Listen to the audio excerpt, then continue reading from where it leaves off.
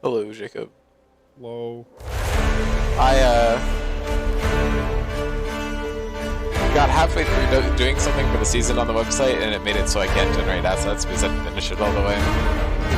So I'm trying to fix that, and then I should be good to get it.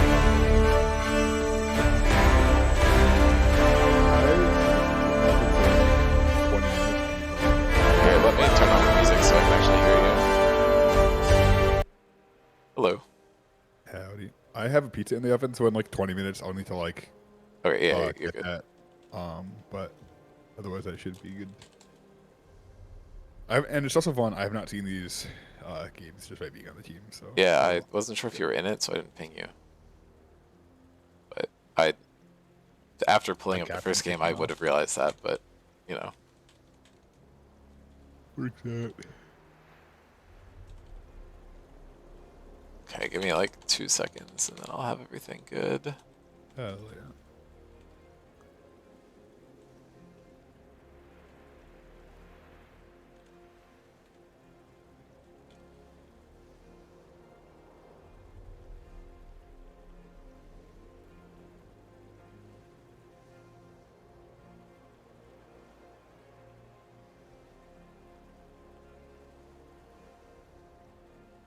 I still had 8 million matchups on my hard drive from yesterday.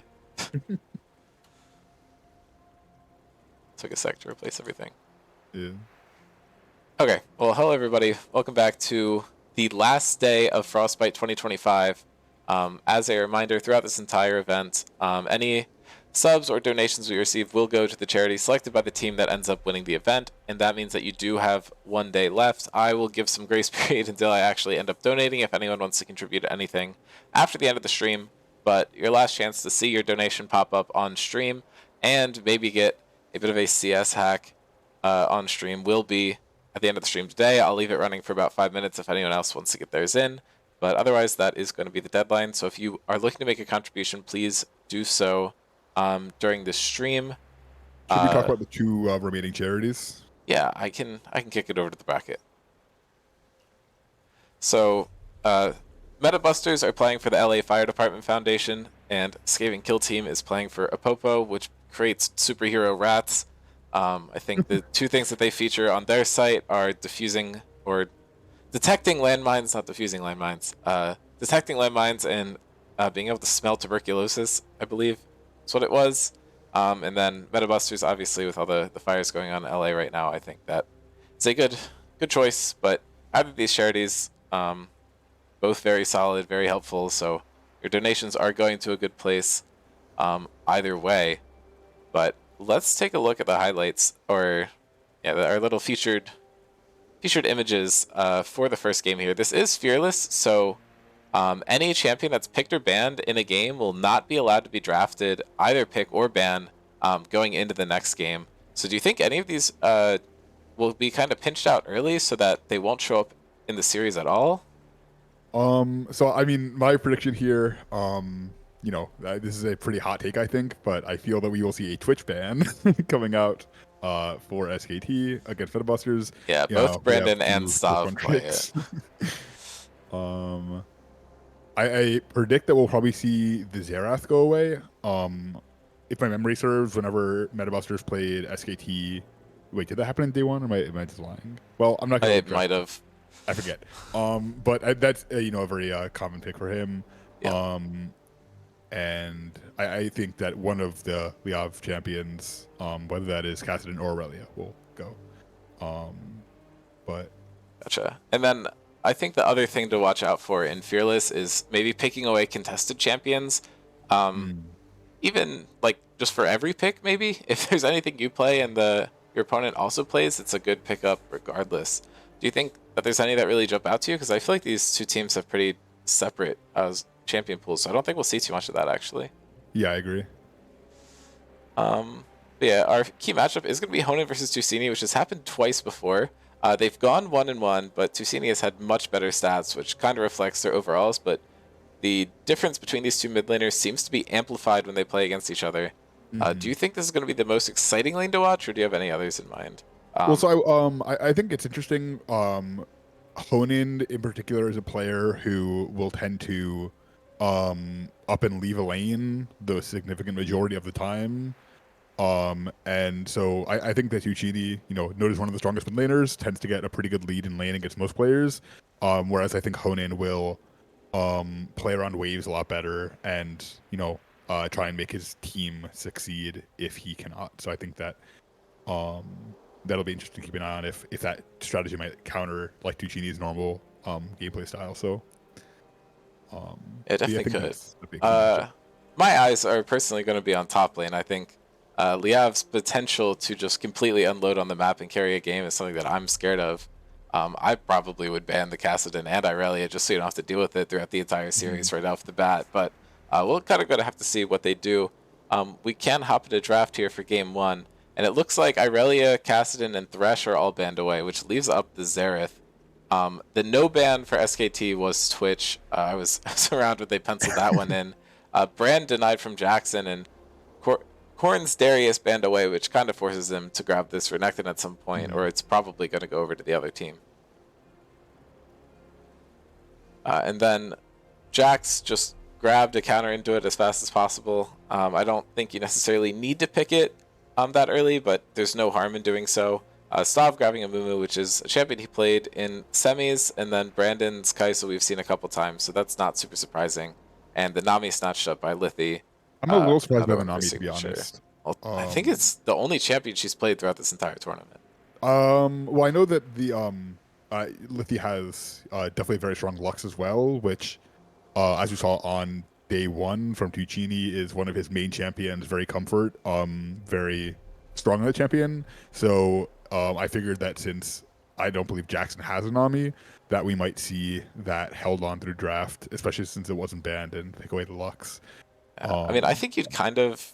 I think my guess at SKT's strategy would be Lithi is a player with a smaller champion pool, so you don't really want to risk too many of them mm, getting banned or picked away. So I think you might just gamble here and hope that you can get a Nami and a Lux game in.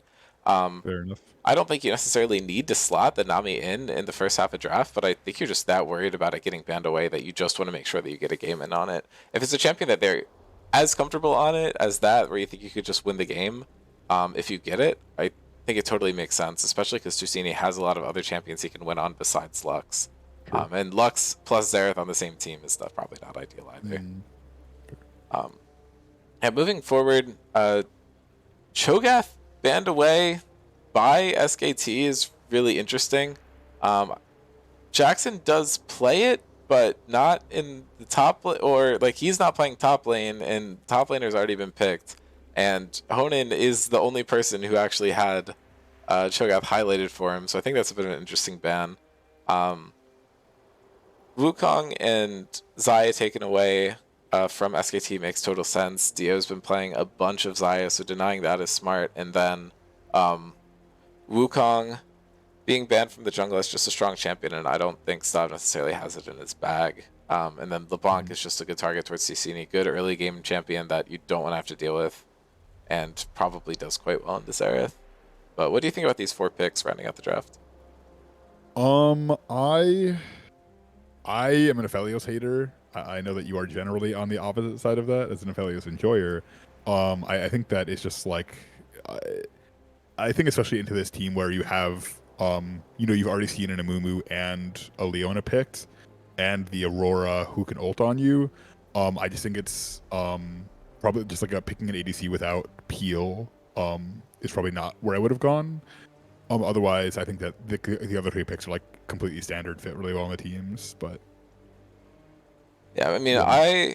I will go a bit different here. I think normally I'm not a huge fan of slamming Aphelios. I like playing because I like playing it. Not because I think it's like the best pick in all Mm, scenarios, but I think this is actually a pretty solid game for it. Aphelios does really well when the enemy kind of has to go close range into him, and the longest range champion on their team is like kind of between Kai'Sa and Aurora, and they're both super low range. And you're able to have the Jackson and Nami and Jarvan just kind of all peel for you a little bit.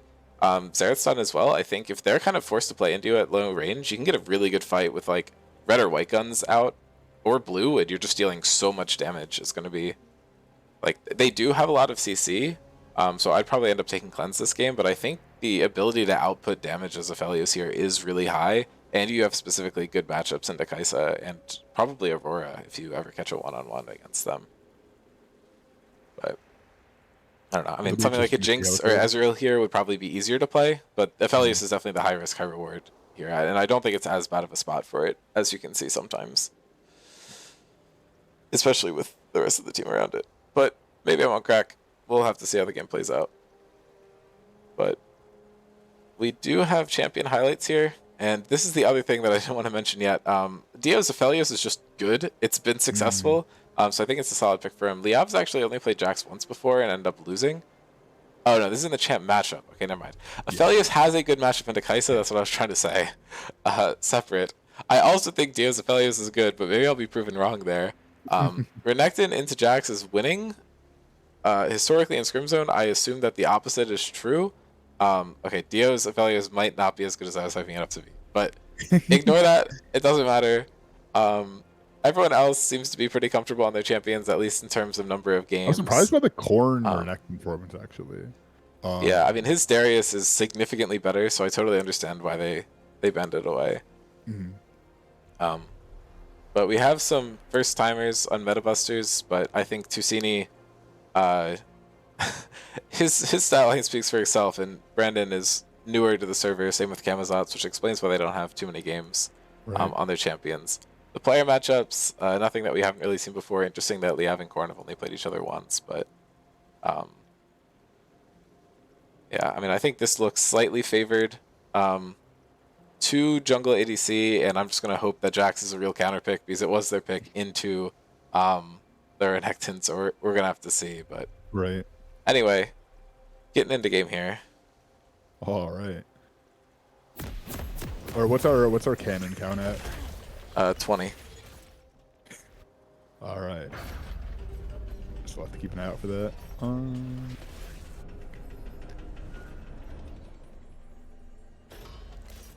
Looks like Metabusters is moving in as a group, so they could be looking for some sort of level 1 play here, but I think SKT is just going for a standard 5-point. I think with a lot of the like the priority on first blood with Otacon, or with the the feats, people tend to go for a lot of these Dio's probably just gonna have to flash out here. Does get to trade flashes with Leona, who doesn't have Hex Flash, so that's not actually a huge loss. Yeah, I don't know. I feel like in my experience, it's actually been the opposite. I think I've personally felt like the teams I've played against or played with have been a lot less likely to go for early plays, just because if they go wrong, the cost of losing first blood so early in the game just kind of feels a little bad. I feel like if you have confidence in your lanes or your laners, you just want to wait and kind of go for it in lane or around your jungler. Right.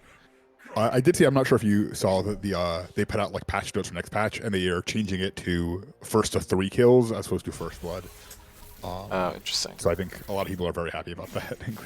Yeah, it's a little less cringe. Looks like Jackson might be going for a bit of a bush cheese here. Doesn't make sense with Kai'Sa's strong, passive. You can get a long trade in, just like end lane early. Yeah, Liaf getting a good trade here, but Jackson engaging onto Lithy, getting some damage down, but I think this is going to be a pretty solidly one trade for SKT. Yeah, Brandon was not quite in position to capitalize on that right away, it seemed.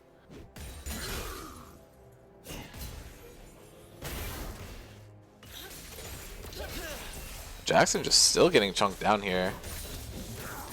Korn does hit level 2 first and goes in for a trade, but Liav's going to get it immediately after and then trade back and end up positive in that.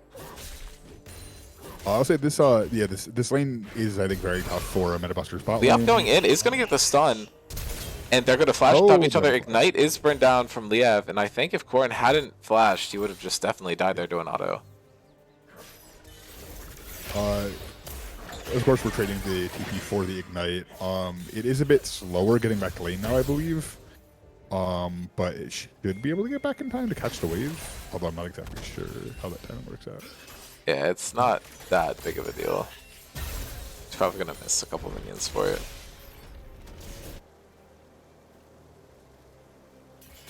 We do see the junglers pathing towards the opposite sides of the map here. Stop with a really slow clear, it looks like, but should I mean, be. he's on the same Nami's pace as faster. Jarvan. They're both at 16. But it looks like Jarvan is I thought, yeah, it looks like he was ahead by like basically like half a can, but looking at it like that. Heaviest trades in the But game are coming down mid lane. Tusini on the favorable side of those, which I don't think is super surprising to anyone, and I think junglers should just be able to trade scuttle grabs here. I don't think anyone's going to have a huge advantage there. The damage getting down onto Jackson is super significant, though. Korn is still up a level. The TP giving him a bit of an advantage there, just more time on the wave. I will say, as a Nami player, I feel like one thing you will very commonly see is Leona like listed statistically as one of Nami's like worst matchups. So people pick Leona and then get stomped on in lane because you are in fact playing range, or it's hard as an engage player all the time. And so you win. You have a lot of impact in later fights, but Nami, especially if you have a short range ADC like Kai'Sa, Nami makes the lanes quite difficult. As you can see here, just getting poked down. I mean, a lot of this is just, once Ophelio gets red guns, they can just trade super aggressively. Lithy flashing in to try and get the kill is not going to be able to find it, doesn't have Ignite, but should be able to live. Dio getting a lot of damage down there, but now Stav is going to be in the area. A bit of an overstep. A flash there without Ignite does not get you the kill. Lithy walking up again, and Stav going to flash in, try to find this kill, but Tusini's going to be there as well. Really good two-man roam coming out from Meta Busters right before the dragon to try and get an advantage. Dio walking up, not autoing very much at all, just trying to find a kill into Brandon. Might have been able to take out the Leona there, but is just going to end up falling down. That is going to be first blood going over to Meta Busters. That does position Meta Busters well for the feats. They aren't, I don't think, able to capitalize these health pools in bot on the first objective that might come off as well. So it'll be interesting to see how these waves play out with the first dragon, because SKT should be able to push out that bot wave and get Ryo as their jungler is pathing towards it and Meta Busters is pathing away.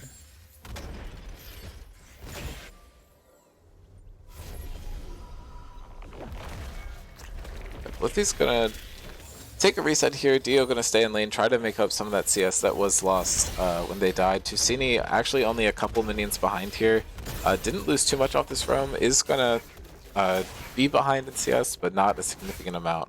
Jarvan is positioned down towards bot side, but it looks like Meta Busters might just be looking for grubs here, although Liava is trying to go down and get vision on it early. Yeah, I mean, so we do have Leona rolling up here onto grubs. Liav is just walking towards mid lane. Okay, we have the sweeper coming down, and Stav's gonna see Liav here. Probably not gonna look for a play until Aurora can get the roam off, but should be able to do it now. I'm assuming the bandage shaw's missed if we didn't get to see it, but Liav should just be able to. Oh, he doesn't have ward hop available. Oh. So he is just gonna get caught in this pit. Doesn't have flash available either. Is gonna hop to Honan, but it's not gonna be enough to save him. And now both Honan and Liav are gonna die, and the flash is burned. So I don't know if that was the play. Basically, just gave him a free taxi on top of Honan there. I appreciate the the thought, but I think it's probably not best they doom them both. I'll be right back. Sorry. Okay. Beats the timer. Dio's been able to make up some of the CS loss there with being in lane with Nami, but they are going to lose grubs for that. But they were able to trade the dragon, so it's not that big of a deal. The bigger deal to them, I think, is losing that time on the map for both Jax and Seraph. SKT had a good setup where they were able to get XP in all of their lanes, but unfortunately losing both solo laners to that Rift Herald fight and not be able to get anything out of it, or to the grub fight and not getting anything out of it does suck.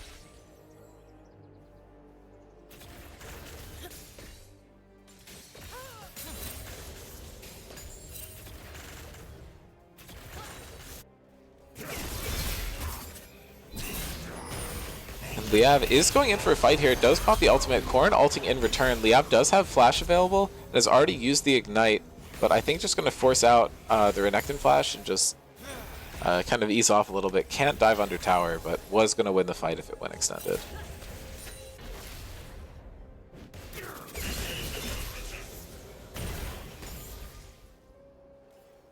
Liav does have mana issues in this lane where Korn is not going to, just because of the nature of their champions. So Korn's going to look to punish this because Liav has basically no mana available. And it's just getting traded on, and Korn's going to be able to find the solo kill onto Liav. That's some good stuff there. Korn sees a newcomer and just goes, I am going to beat you in lane. I do not care. I don't know. Everyone's talking about how like Liav and Ali C are this scary. Nah. Korn's still here. He banned his main champion. He does not care.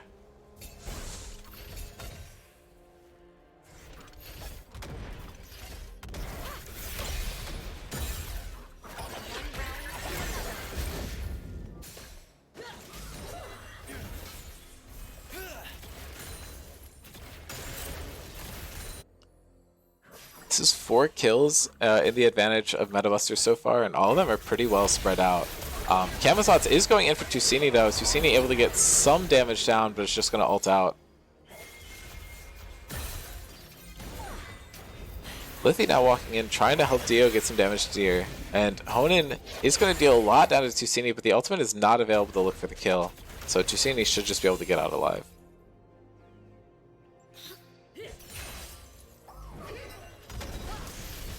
And now Jackson going in is able to find the root. 6 is not had for him, but Kaisa now hits 7. One more auto's going to pop the plasma. Leona ult way missing.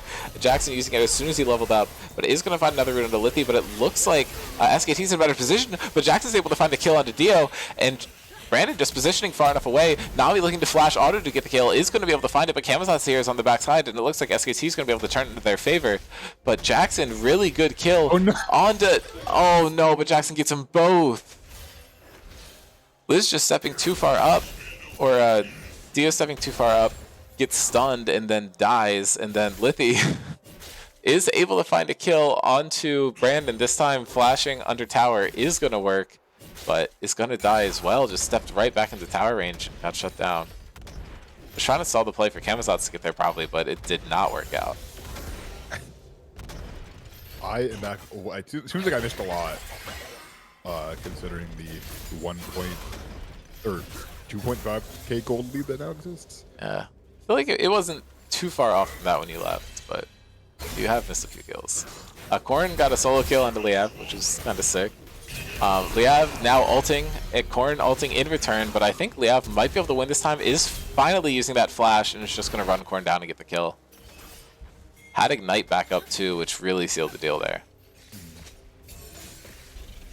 And this should be Grubs going over to SKT, which would put them at 2 epic monsters for the feat of strength, except Tusini's now going here, almost just one-shots Lithi, is going to be able to find some additional damage down there.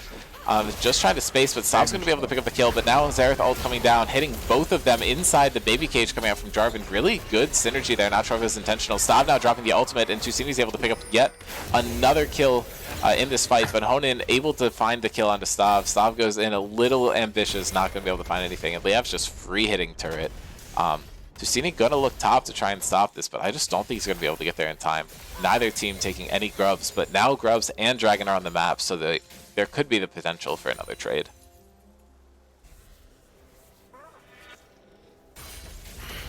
One thing to know about the grubs part of the objective is that you need all 3 in order to secure the feat. So I think it's inherently a little riskier, because if one gets stolen, then you lose that. Well, I guess Drake if the whole thing gets stolen. Right, I feel like you're still able to secure something even if you don't finish it off with the smite, which is kind of nice. Honan just try and poke this down. Did not steal a grub, so that is 2 going over 2 Metabusters. Stav on vision here, which I do think is going to matter. Both teams looking to set up for something before Dragon, but Dio and Lithigan know to play back here. What gun? So wait, is Velas about to have red white, or did he just miss red white? I assume he. Well, depends on his order. I don't know. Okay, I don't know anything about that guy. Looks like Liav now going in, should just be able to get this dive off, but gets stunned up under tower. Renekton ult is actually going to save his life, and Korn not going to fall down there, just absolutely bodying Liav in the top lane. These guys have been absolutely, you know, fighting it. And every one of these fights has been very close, and it goes back and forth. I feel like a lot of lanes, you know, one person gets ahead and then it's kind of hard for the other.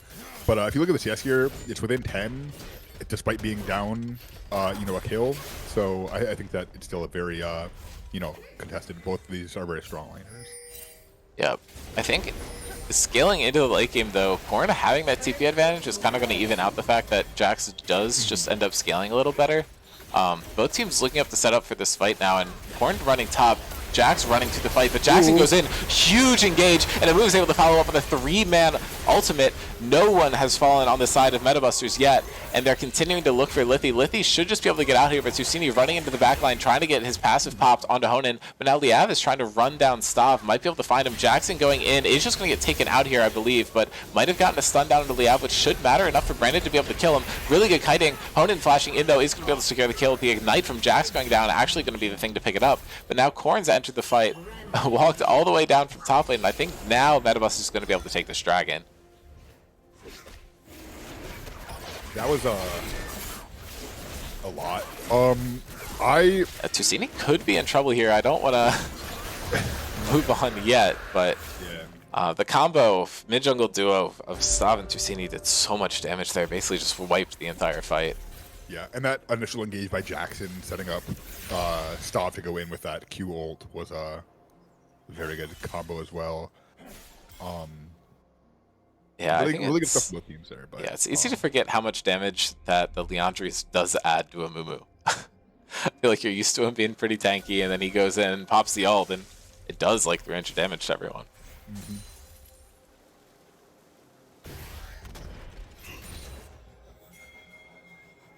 But I believe that is going to be feats for Metabusters, as they got first blood and now got their third objective. No team is taking the tower. Corrin just getting chunked out here really fast by Liav. Is a little squishy because of the Eclipse in inventory instead of the bulkier item. Whereas the Triforce is going to be a bit more of a all-around item. Liav trading super heavily here. Corrin does have flash level, so I don't expect him to die, but he can definitely fall down super low. Trying to catch the wave here, though. Liav trading super heavily, forces the ult out of Corrin, which is a big deal. Watching the cannon closely. I didn't see it. Shit. Directed cam hates me. Corrin now just going to walk into Liav, is able to get the W and Q down. He buffers the W through the Jack stun, which that's insane timing. It's the only way he's going to be able to win there. He isn't bleed build different, I suppose.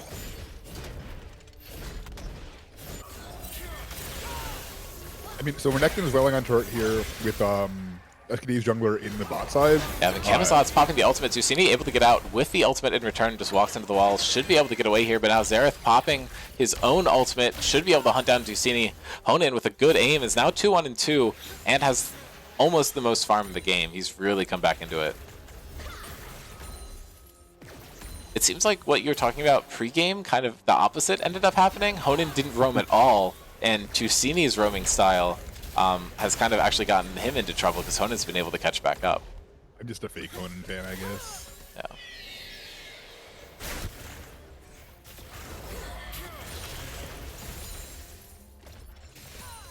Yeah. So Metabusters did pick up the Herald there, and that should set them up very well for whenever Otacon spawns in 3 minutes. If you have that Rift Herald up, you know, you obviously set it down in another lane, force them to respond to it while you go for that objective. As long as you're, well, it's Stav, not Fujer now, so he's not going to right-click it and go into the whole enemy team and die. Might have to just ever do that. Corrin looking for a trade there, is going to be able to win out and gets a stun onto Liav under tower, but Liav had not drawn tower aggro. He's now just going to walk up, pop a Demolish Rock, and try and run away, but I don't know if he's going to be able to. Just runs back towards tower, but it's going to get the Counter-Strike off. Has the ultimate available, but Corrin's ult is burned just to get that damage over time. But now Stav going in is able to get a double stun, and this might be the first ADC kill in the game, but nope, another ADC kill denied, and Lithy is getting shot down and is actually going to be given over to Kaisa. Oh my gosh. But Metabus is going to have a lot of push here. Did not time it with the dragon, but should still get a lot of value here. Honan trying to chase Brandon down with his ultimate, but he's actually really caught out of position here. Aurora looking in, but they're seeing Camazotz on map and kind of deciding not to go for this, but Corrin almost taking an entire top tower. Jackson engaging, but there's no one to follow up here. Should just go walk out. I assume. Camera really wants to see this turret, I guess. Awesome. Wait, so the Metabusters got all 3 of the things in, right? So Yeah, turret. yeah, but that doesn't matter. First Honan does just get destroyed. Jackson tried to flash there. Again, Leona does not have Hex Splash, so some of these aggressive flashes are going to have a bit of a bigger penalty. But not able to find it. They were able to get a kill anyway, so you can just pretend that you flashed to kill Xerath. Yeah. You know, it's all good. It's called an intimidation tactic you wouldn't understand. Alright, so we do have Otacon spawning in a minute here. Neither side has vision set up for it whatsoever. Yeah, Liam just going for tower here. Might be able to live if he's able to get it, and now just running away. Should have a few things to hop to with some wards down in place, but it's just going to trade back. And he's holding flash, is going to get a stun here, but I don't know really what he's stalling for besides wasting some of Corrin's time. Stop, not gonna... Oh, Hexgate? Oh my god. That's amazing.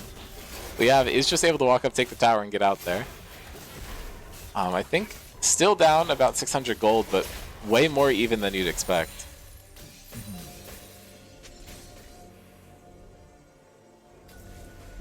Yeah, every single matchup between players on Metabusters is slightly gold favored for Metabusters, but there's not like a huge gap anywhere in particular. It always feels nice to close out a game when you have a kind of an all-around lead rather than just one champion getting fed. But Liao flashing in with the engage is able to find it onto Brandon, who immediately runs away. But Stav goes in, is able to find a 5-man ultimate, but gets taken down immediately after Brandon falling too. And I think Tusini's able to get one here. Jackson is likely just going to die to the rest of SKT, but Tusini's left alone, is able to pick up yet another kill, and Jackson's just going to kill Lithy. They're not able to kill him. Tusini now running in. Dio super low health is just going to get popped, and Honan falling down as well. And Tusini's going to flash through the Xerath and pick up a quadra kill in that fight. Meanwhile, Cord is just wailing on top turret. And, I mean, yeah. That is pseudo penta. Did anyone else get a kill?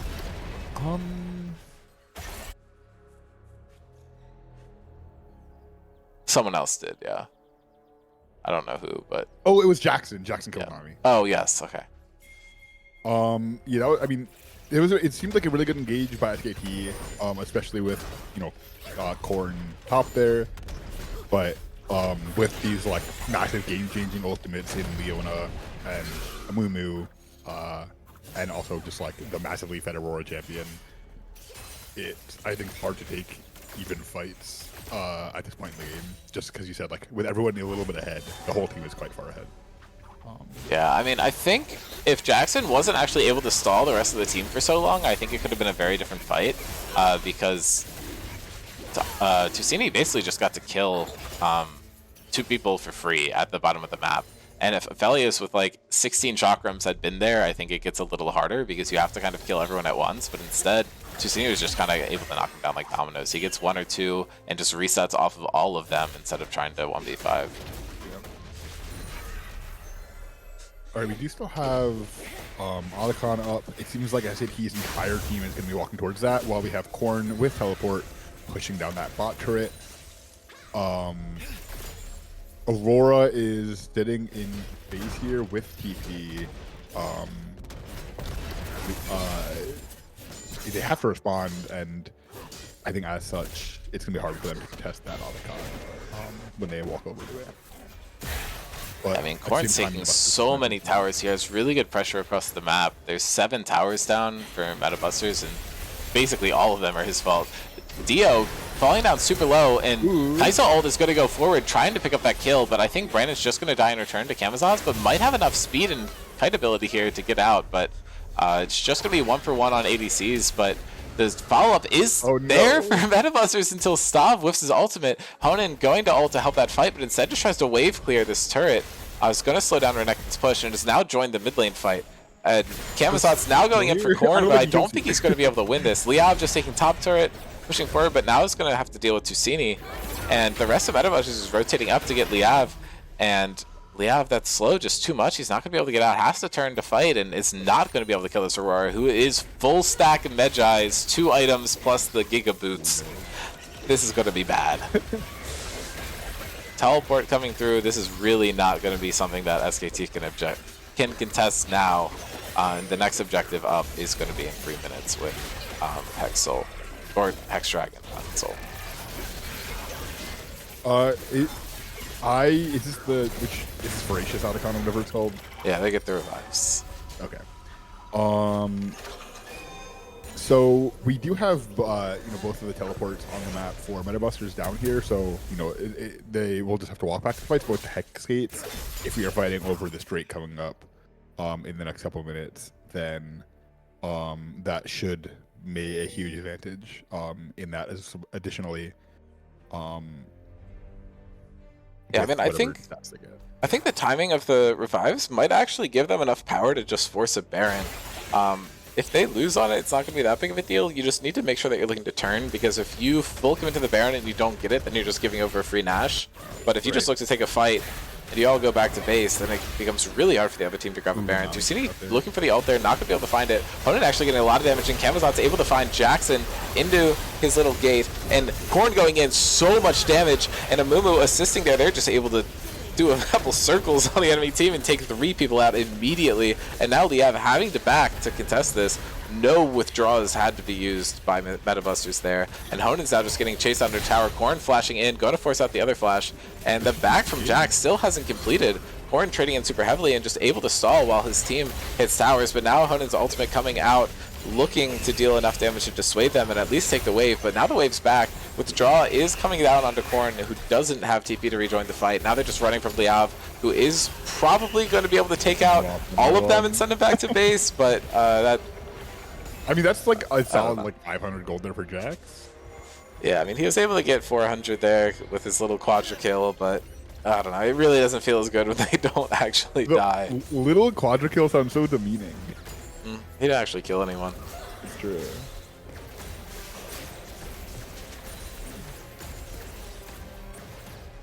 It looks like with that Metabusters is just rushing Baron. They don't really have vision set up for it. But it looks like they're just going to be blindly hitting it, I guess. Yeah, their withdrawals did get used up. This was kind of what I guessed they'd do, but I thought they'd do it with the withdrawals active. Now they just have to rely on their 7k gold lead, which, is going to work pretty well because your Aurora can do stuff like that. Camazotz and Honan trying to kind of poke down the dragon, maybe look for a steal, but they're not even able to get close to the pit. Korn just going over the wall and attacking them. He should be able to get... Camazotz should just be able to get out with the Blast Gun. But I don't even think Metabusters needs to care about the dragon now. They have 2 members of SKT dead, and they're just going to walk down and look to end this game. And with the Amumu ult and Leona ults up, I think that you just, lock down the Aphelios and Jax and end the game here. Well, yeah, Liav going in is able to find a lot of damage onto Brandon, but is immediately just going to get collapsed on and killed. And now Amumu finding a 3-man ultimate. Dio with a bajillion chakrams is actually able to trade 1 kill back. Credit goes over to Lithi there, but that is going to be a 5-for-1. And yeah, I don't know. I think Metabusters might have done a better job at correctly identifying which champions were the priority to ban here. But we'll have to see how they adapt into the next game. None of these champions we saw Victor banned are going to be able to be used again, so that does completely change the game. Yeah. And I think it's worth noting for that Fearless format, Stav is currently on an off-roll pick. I genuinely have no idea how many junglers that guy plays. And I imagine that if the series goes to like 3 games, then I don't know if there are any picks left in this pool. So this might be a do or die in that instance. I genuinely don't. And the Twitch is gone too. We can't play Twitch jungle. I think. Are there? I'm not sure what bans I expect to see. I think we probably. Well, Cho'Gath is banned already. Yeah, I forget exactly what the list is. I already updated the draft, so we can't go back and look. But anything that was picked, Cho'Gath, LeBlanc, Kassadin, Irelia, Twitch, Brand, Darius. Brand was interesting. Xerath. I assume if you kind of want to pinch Jackson here, I think you go for maybe a Zaya? Nautilus ban. Yeah, I mean, I don't Um, necessarily think you need to do that. I think that guy has shown that he can kind of just play any champion at a decent level. So I don't think that's really who you want to target. I think if there's anything that you're very scared of Tusini playing, I think that would be a good ban. And mhm, Korn does have a bit of a limited pool, so if you kind of just hit like Ornn, Mundo, and Aatrox, then I think he's kind of out of champions he's super comfortable on. And I don't think there's really any other um, players on Metabusters that you can say that same thing about. Everyone else has pretty big champion pools, and I mean, Sav, mhm. you don't really know his champion pool, so the logic doesn't really follow there. He'll just pick something and then, well, I don't know. No data there. I'm not really actually as familiar with SKT's roster, frankly, for their like deeper picks. Um, I assume we'll see the Luxus game either picked or banned from either side. Um, but otherwise, it'll be fun seeing some early off champions. I think could Yeah, be I mean, I'm kind of just expecting Deluxe to get banned, because or just first picked up by uh, Skaven, but they did elect did they to take go blue? on blue side this game. Metabusters is up a game, um, and rosters did not change. No rule swaps, no anything. Rosters I not think allowed to change, but you rosters. I can was saying rule roster swap. changes in Fearless is like insane. Yes, no, that is not allowed. Okay. Okay.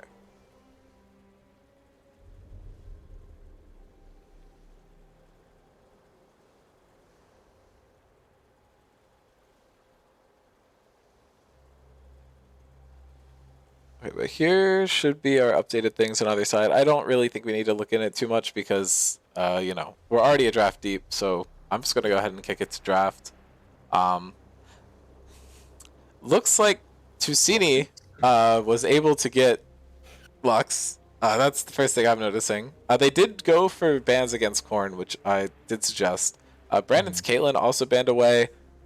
Gragas banned. I don't know if he I've plays seen that one, Stav frankly. play that a couple times, so I'm assuming that's his direction. Hmm. Um, Aatrox, Caitlyn both make sense to me.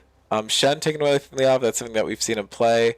Cog and Soraka both taken out does make sense. Honan was playing the Cog earlier. It looks like he's probably going to be the one on the Varus this game, although it's a good flex that they pick it at the beginning. Are going to first pick that champion. I don't know how much of a priority Brandon has on it, especially when he's just able to pick up the Jinx, which I've also seen him play before, and he seemed a bit more comfortable on it. Tusini does just get free access to Lux. It's possible that SKT just didn't realize he played it. Um, but Lithi does have a very good track record on Milio, so I think that's a good Hmm. pickup there too. Uh, Yone slammed down early, I think still makes it look like a flex. I think you would assume that Varus, Yone, Lilia are two of the lanes plus a jungle, but kind of hard to know which. Right. And then there is that Nautilus that you mentioned for Jackson. But what are your thoughts on the bans? Do you think that they covered Lithi and Tusini's champ pools adequately? Yeah, I'm not super sure the depths of Lithi's pool. I know like Tuccini is pretty comfortable on like pretty much every champion in the game. Um, so I think definitely banning some stronger champions in general, like the Syndra and the Victor, make a lot of sense. Um, Especially if those champions are like things that Honan is less comfortable in. So it's just like padding that out for later. Um, I think that banning the Morgana champion is kind of int, personally. I don't care how good someone is at Morgana, that champion is dookie doo-doo bad. I mean, I think into Um, Nautilus it's like irritating. I don't yeah. hate it when you already have Nautilus locked in. I do find it interesting that SKT like you could have just hit Mundo Ornn here, and instead they don't, and hit mid laners when the mid lane champion's already been locked in. I do think that's valid strategy, except for the fact that Korn hasn't picked yet and still has a limited number of very good champions left. But SKT is really putting their chips down, assuming that they're going to win this game, which you kind of have to because if you don't win the game, you don't win. But if you're setting yourself up poorly to win the game, then that kind of hurts you in the long run. But this Zeri champ is another one that we've seen from Dio a couple times that's been fun to watch. So Mhm. I do really enjoy their champion pool, and it's fun to see him on things other than Xayah, even though their Xayah is fun to watch. But I am just gonna throw us in game here. Let's do it. Oh, is the donation text not on screen? Yeah. Oh, it is on the bottom. I can't see. I can't read.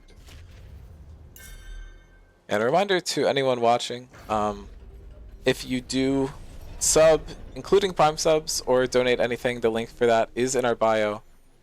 Anything that we raise throughout this tournament, the total is currently on screen, will go to the charity selected by the winner of the tournament, which is between Metabusters, who is playing for LA Fire Department, and SKT, who is playing for Opopo, which is a superhero rat charity.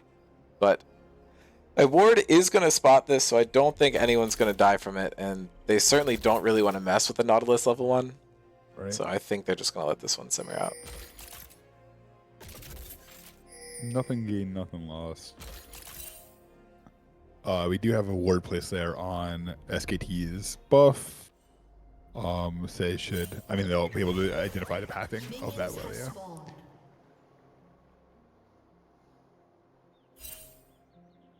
I assume Hona is going for the AP build here. I assume that's what's played in mid lane generally. Not with PTA, he's not. Oh, I couldn't even. I think it can be generally, but I think they're just going for 3 AD damage and just Lilia. I think that's not a bad strategy. I mean, he's got Ornn, like Nautilus. Yeah, I mean, Varus has really good tank damage on either AP or on hit, and he has a lot more sustained damage on hit. If you're going just full AP tank buster Varus, you're going to be able to take out Ornn, Hecarim, or Nautilus every fight, but probably just the one of them. And you do have enough sustained DPS to take out basically anyone. Like Yone and Zeri do a crap ton of damage, and Liav has very good tank shred as well. Lux is also going to have a lot of HP due to her shields. So Jinx is really the only squishy target, and I think you're fine not having insane damage onto her. Just because of how mobile your team is. I don't think you're going to have trouble accessing onto the Jinx.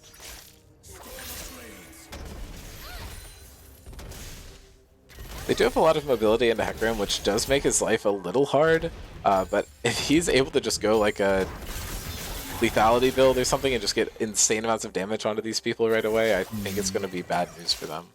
Yeah. We do have jungler pathing again to opposite sides of the map, so we should see some pretty pathway there, especially considering both waves should be staying, I think, roughly around like the same side turret. So should be trading scuttles.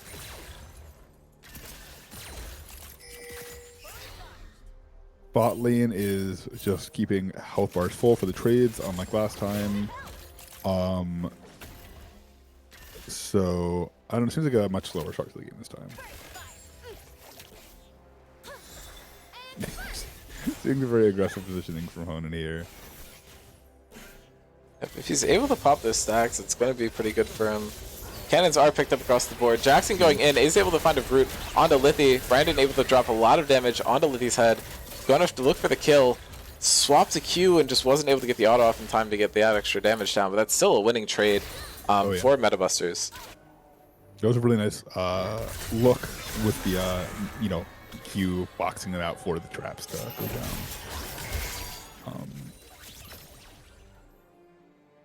And yeah, so scuttles are exchanged and nothing is happening. It's just gonna go back and farm.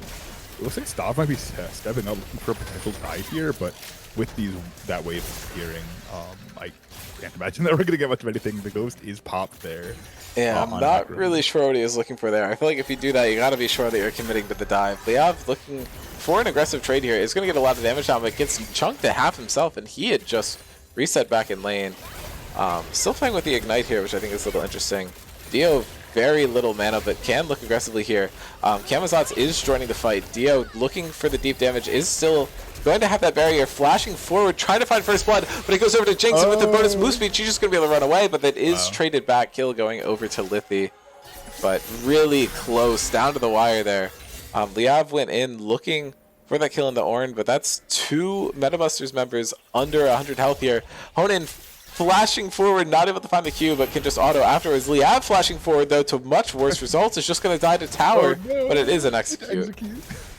I'm counting that since it's on screen. Oh, true. But minus 21. And for those in chat, just a reminder that Noam, Jacob, and I are all donating $1 for each cannon you see die on screen. So if you see one that we miss, please just drop a -1 in chat so we know what happened. See, my only hope is that we get to the point where it's big damage going down there on Honan. Yeah, that's a fucking Tusini moment for sure. Yeah. Honan actually does appear to be going AP, so who knows? I feel like if you're doing that, you might as well go Hail of Blades, but I don't know. Maybe you know some tech that I don't. Yeah, I mean, I know that like primarily the damage, of course, comes from, or like the burst comes from if you just ult someone with WQ. Yeah, and Honan is probably just going to be caught here. Tuna can keep him away from tower, but now Ghost is burned from Varus, so he's just going to run it out. He's walking up trying to get the minions, but should have a hard time waiting here against the Lux. So yeah, he's just going to take a reset here. Jackson has been doing an amazing job of just playing aggressive, keeping SKT's lane scared. Though they are relatively even in CS, but okay, wait. So why are we not looking at grubs? Don't see what's happening with grubs. All right, so we do have Ornn and Hecarim both. Okay, Liab is dropping the ultimate here. Stav flying down super low is just going to get picked off to start this fight. Kill credit going over to Camazotz, but now Corrin is trying to find a knockup onto Liab. Is able to be slept by Lilia. It's not going to be expended. They want to hold on to it, and they definitely do not need it. And this is going to be one grub going down to SKT, and they're probably going to be able to grab the other 2 on the back of that. I think it's worth noting Hecarim was 5 there. Dio dashing in, they should be able to pick up this kill. Lithi trying to provide as much support as possible, but Dio missing an auto there, and I think that's actually going to cost the kill. If that had connected, that would have been enough damage to take Jinx down. But now Jackson just running forward and completely sells the fake hook, completely changes direction onto Lithi. They did not expect that. Dio dodged it. Lithi just stood still, but not going to be enough to get a kill there. Yeah. We'll play Jackson on the positioning and the hook there, but yeah, it was Brandon cannot follow up with that, and is still currently again level 5. I think Hecarim really has to get the 6 up to do much of anything. And that's another Tusini moment on Honan's head. He again probably just needs to leave lane. Yeah, just a little bit of poke damage. I mean, the whole Lux playstyle is like ulting the wave to get push. He's not supposed to be able to ult you with the wave to get push and poke. Honan is just going to get flashed on and killed there. 2 Lux autos coming through, going to be enough damage to get the kill. I think one of those was a Q, right? For the, I think it was. Yeah, I mean like E auto, Q auto, like the 2 empowered autos. Yeah. Enough damage. And they, like you said, Honan probably should have backed there. It's easy to underestimate it. You know, Lux. Oh, I can just dodge his go shots, but if you get tagged by 1, it just spells the end. So it's a bit risky. And Tusini able to grab 2 plates off the back of that too, which is going to help as they're building towards possible feats. I forget who got first blood, but SKT is in the advantage for Epic Monsters. Yeah, I'm not sure where first blood went. Oh, it was Brandon. Was it on Stav? Wait, oh, yeah. So first tower would secure beats for Metabusters. I believe that they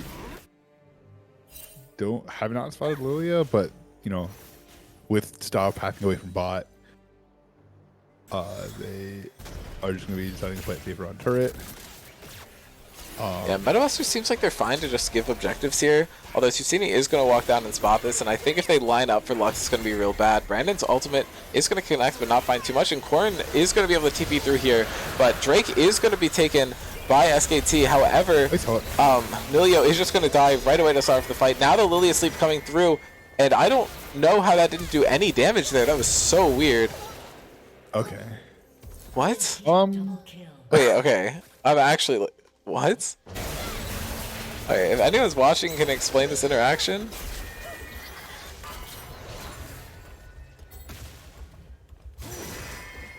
Oh, did he get hooked? I did not like see the hook. Yeah, I didn't see the hook either. I went back too far. Okay, because if he did get hooked and it saved his life, that is the most clutch hook of all time. Yeah. How is it? Is it back up here? Oh, okay. Hecarim E. Mid W. Okay. Wow. I saw the airborne. I was like, how are you airborne? But Stav saving his own life there with that interrupt. That was crazy. I thought he was just dead. But Camazot's played that really well. I mean, you just can't expect that something like that's going to happen. That was a little nuts. I guess that's why you wait for your W longer or something. I don't know. I don't know. I mean, I think yeah, that was just not an expected variable, I feel. Yep. Tusini is able to get this third plate down on the tower, which puts him in a really good position for the tower taking feat. But SKT is able to secure 2 epic monsters so far, and that's none to the side of Metabusters. So if they're able to keep that objective lead, I think that is going to matter a little more than the feats in the long run. Yeah. Gold lead is around 1,000 up to Metabusters, but that is ignoring the effective gold of having that turret pushing power and single Drake. So I would say both of them are definitely very even here. Liav is going to get knocked up here. It could look to fight back onto Corrin, but I think it's just going to walk that one out. It doesn't want to greed too much. You don't have a great time into Ornn until you are able to complete that port.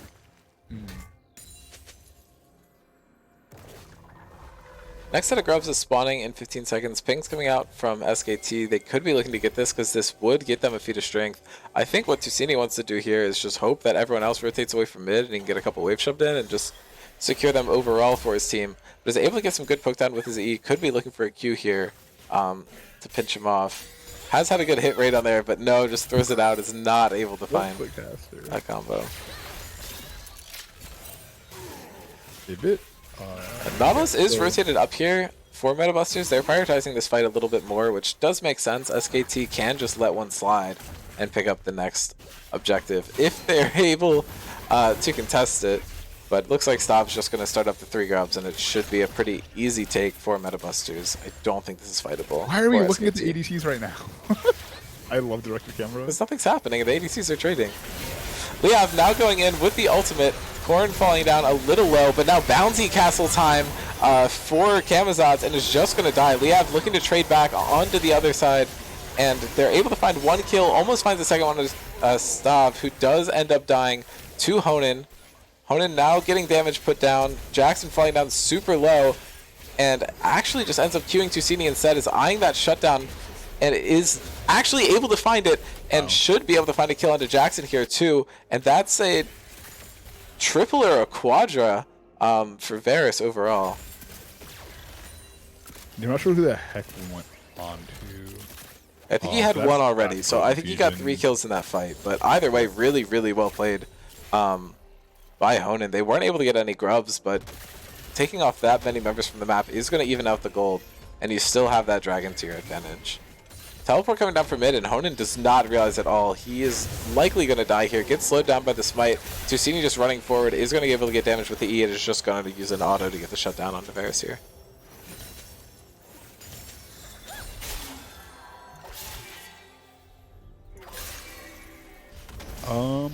What are the turret plates right now? I can't really see anything. I think mid is close. I think everything else is pretty much at 5. I think top lane might be at 3, but yeah, Tusini has gotten this one down to basically 1 plate remaining at 13, and I think it's in by far the best position to fall. Bot lane are both at 5, top lane's at 5, red side's at 3, and then mid lane's 4-1. Yeah, so I guess we should definitely got to keep an eye on that for the feat, like you were saying.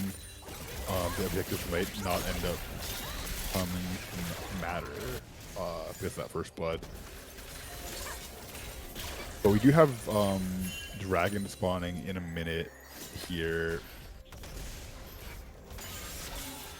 Neither team has set up vision for it, which I feel like has been everything I've said, but that might be, I don't know. It looks like they are fishing for cheese, but picked off first rate.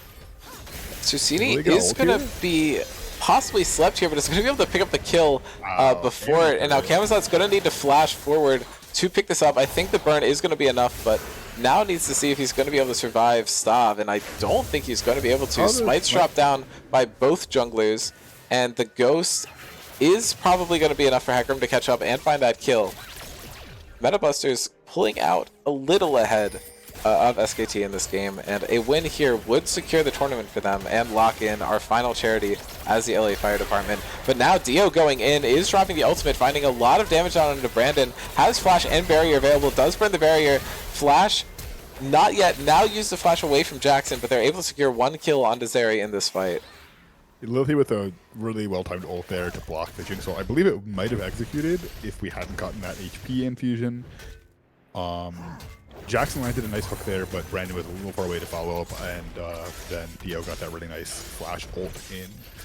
But that should secure. Liav going in with the ultimate, is able to catch Tusini out, has follow from Honan from range, and is actually able to just find the assassination under tower. Jackson following up, and a tower shot plus the Nautilus hook are going to be enough to finish that off, but now Honan looking here has already used the ultimate and had full stacks onto Hecarim and is able to pick up the shutdown there, and any ability is going to be enough to kill Jackson. Does just drop the E and is now trying to cut away here. Camazotz is here to cover the TP play from Orin, but if Orin ult just snipes Honan here, it's going to be a kill. Does not have it. Ult is not available for Lilia, so you're just going to have to run away, and Korn is able to find a kill. Probably would have preferred that to go over to Brandon, but it does not matter that much. And now Camazotz is able to pick up Korn and is chasing down Brandon. The smite does go down to slow him down, and Dio is going to be able to look to pick this one up, and Camazotz actually just grabbing another kill into Lilia, and this should be able to get them this dragon, which would have counted for a feat had Metabusters not just picked up 2 towers. Yeah, so that is the second Drake for SKT. I believe that yeah, teams have even grubs here. With the gold lead being basically. And Tusini going for a one-shot here. Oh. Does not have the ultimate. If he had ult, it would have been enough to pick up Lithi, but Stav's just going to be able to run Lithi down instead. Really good use of the ultimate to finish off the kill and get the fear onto Zeri and set it up for Jackson to take. Really good counterplay by Metabusters there. Lose the dragon, but are able to find 2 kills on the map. Plus it a is third. 15 to 15 at 16 minutes, so this is an incredibly boring, exciting game. But you always love to do the caster. Is the opportunity to pick up the third here? Should be able to clean up. Yeah, Liav's just going to pick up turret there. Camazotz is being kind of chased down by Stav, but is just going to have enough move speed during the clear to pick it up. And Tusini actually able to find a one-shot now.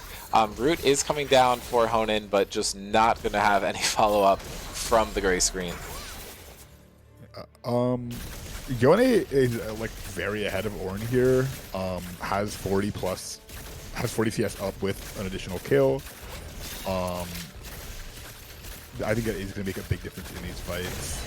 Brandon is able to pick up a turret here as we are fighting over Rift Herald, or maybe not much of a fight, but it was in the area. Yeah, Metabuster's just able to grab an easy Rift Herald here. I think Lilia has a possibility of contesting if they don't just burn it, but there's not really enough people alive to contest it. Liav's ult somehow hits onto Brandon there, and he's not actually able to find a kill. Traps going to deter him. He would have just gotten rooted. Might have just run out of time, too. Either way, an important ability down, although I don't think there are any like objectives in the map that it is necessary for. It does leave for an uncontested bot push here. It did force the barrier out of Jinx, which could have been why he didn't realize he had the damage. He could have flashed over to get it, but I think he's just going to be able to pick up this turret instead, unless Tusini gives him too much trouble. Yeah, it looks to be scared of the Lux. Next up, Jeff spawning here is Otacon, which Dragon comes a minute after.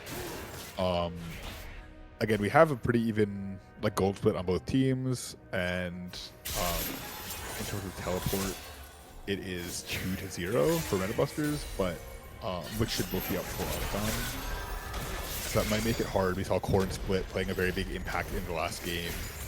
So if Metabusters is able to get these fights down with the Ornn following them after that, or Lux following them after, that feels like a pretty good path to victory for them.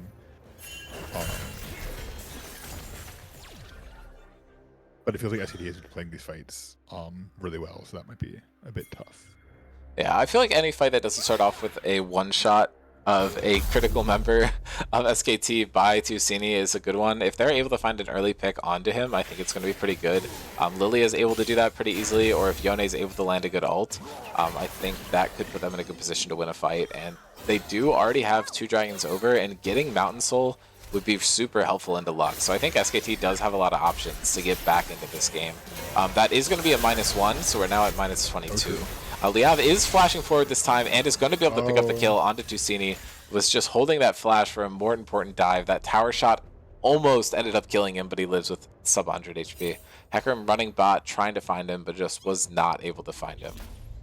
I'm hoping this goes to an extra game because I really want to. I'm really praying we get to 25 for the cannons. That way we get 3 CSX. True.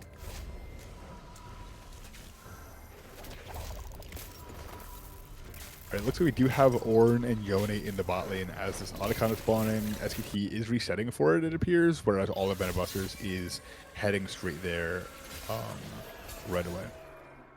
Again, Ornn does have that teleport, as does Lux. This is going to be the respawn Otacon, so there's a lot of potential to force other objectives after this. If either team just able to burn it down, it probably just guarantees them Are they starting it? A safe attempt at Dragon. It looks like they hit it once and are just kiting it away. Oh, they're staying in the circle. That's like, what are they doing? This is really odd. So we do see okay, now they're TPing to it, full commit onto Otacon, trying to start it up. Lilia is in the area. No one else is really there. I'm not sure Lilia even knows they're on it. And they're doing so much damage to it. Kamazotz definitely does know, is kind of weaving in and out, is looking for some sleepy dust to go down, but now Lithy's here. They've stalled out long enough for the rest of their team to arrive. Zeri going in over the pit is going to drop the ultimate, and Honan able to find the first kill of the fight, and is also able to steal Otacon. Honan now doing so much damage onto the backline, is able to kill Brandon. Korn just getting stacked up here. A ability from Varus is going to be able to do it. Now Dio's just running forward, is going to be able to find a kill into Jackson, and Tusini is going to live here. Everyone else is just getting killed, and Tusini dodges that by standing still. It was so close. If Kamazotz hits that, that's going to be a clean wipe. Yeah, I think, like you said, if it's very important for Metabusters' game plan for Lux to get a pick at the beginning of a fight, and instead they got chunked by Otacon. And yeah, I mean, that was just a weird play because Metabusters, okay, Tusini might actually just be caught here. Not ideal positioning there. It's not like Liav was really going to die anyway because of the withdraw. But yeah, I mean, they started Otacon outside of the Otacon pit, so they just take free damage there. And they actually have 3 people who aren't their primary damage dealers started up. And their main tank wasn't there either, so it was just a weird time for them to go for it. And by the time they'd actually gotten enough damage down onto Otacon, it was too late. The rest of the team had already gotten there. But really good entry into the fight by both Honan and Dio. They did exactly what they needed to do. And everyone else was able to play out the fight really well, too. Honan is 10-6 on Varus mid while being down 70 CS. So, just a funny little thing to notice. How does the gold split look between lanes? Because I mean, yeah, he does have 10 kills there, but he is down to 60 CS. Yeah, he's actually down gold. Yeah, it's like Stav's slightly ahead. Liav is ahead by a lot, and Dio slightly ahead, and supports are basically even. So the gold difference is basically entirely on Yone. He does just quietly have over 200 farm. That is kind of the Liav special, just farm up a bunch and be the like evil villain on the other team that the team has to play against. So he's doing a good job of that so far. Is 5-3. Dio not getting hit by that hook. That is actually Dio just farmed that with their ultimate. Nice. Liav is just going to get withdrawn here and double withdraws in the mid lane. Zeri ult was expended, but it didn't really do anything. Yeah. Seeing Liav just like diapers right there. I mean, when you have Rika, or what is it called?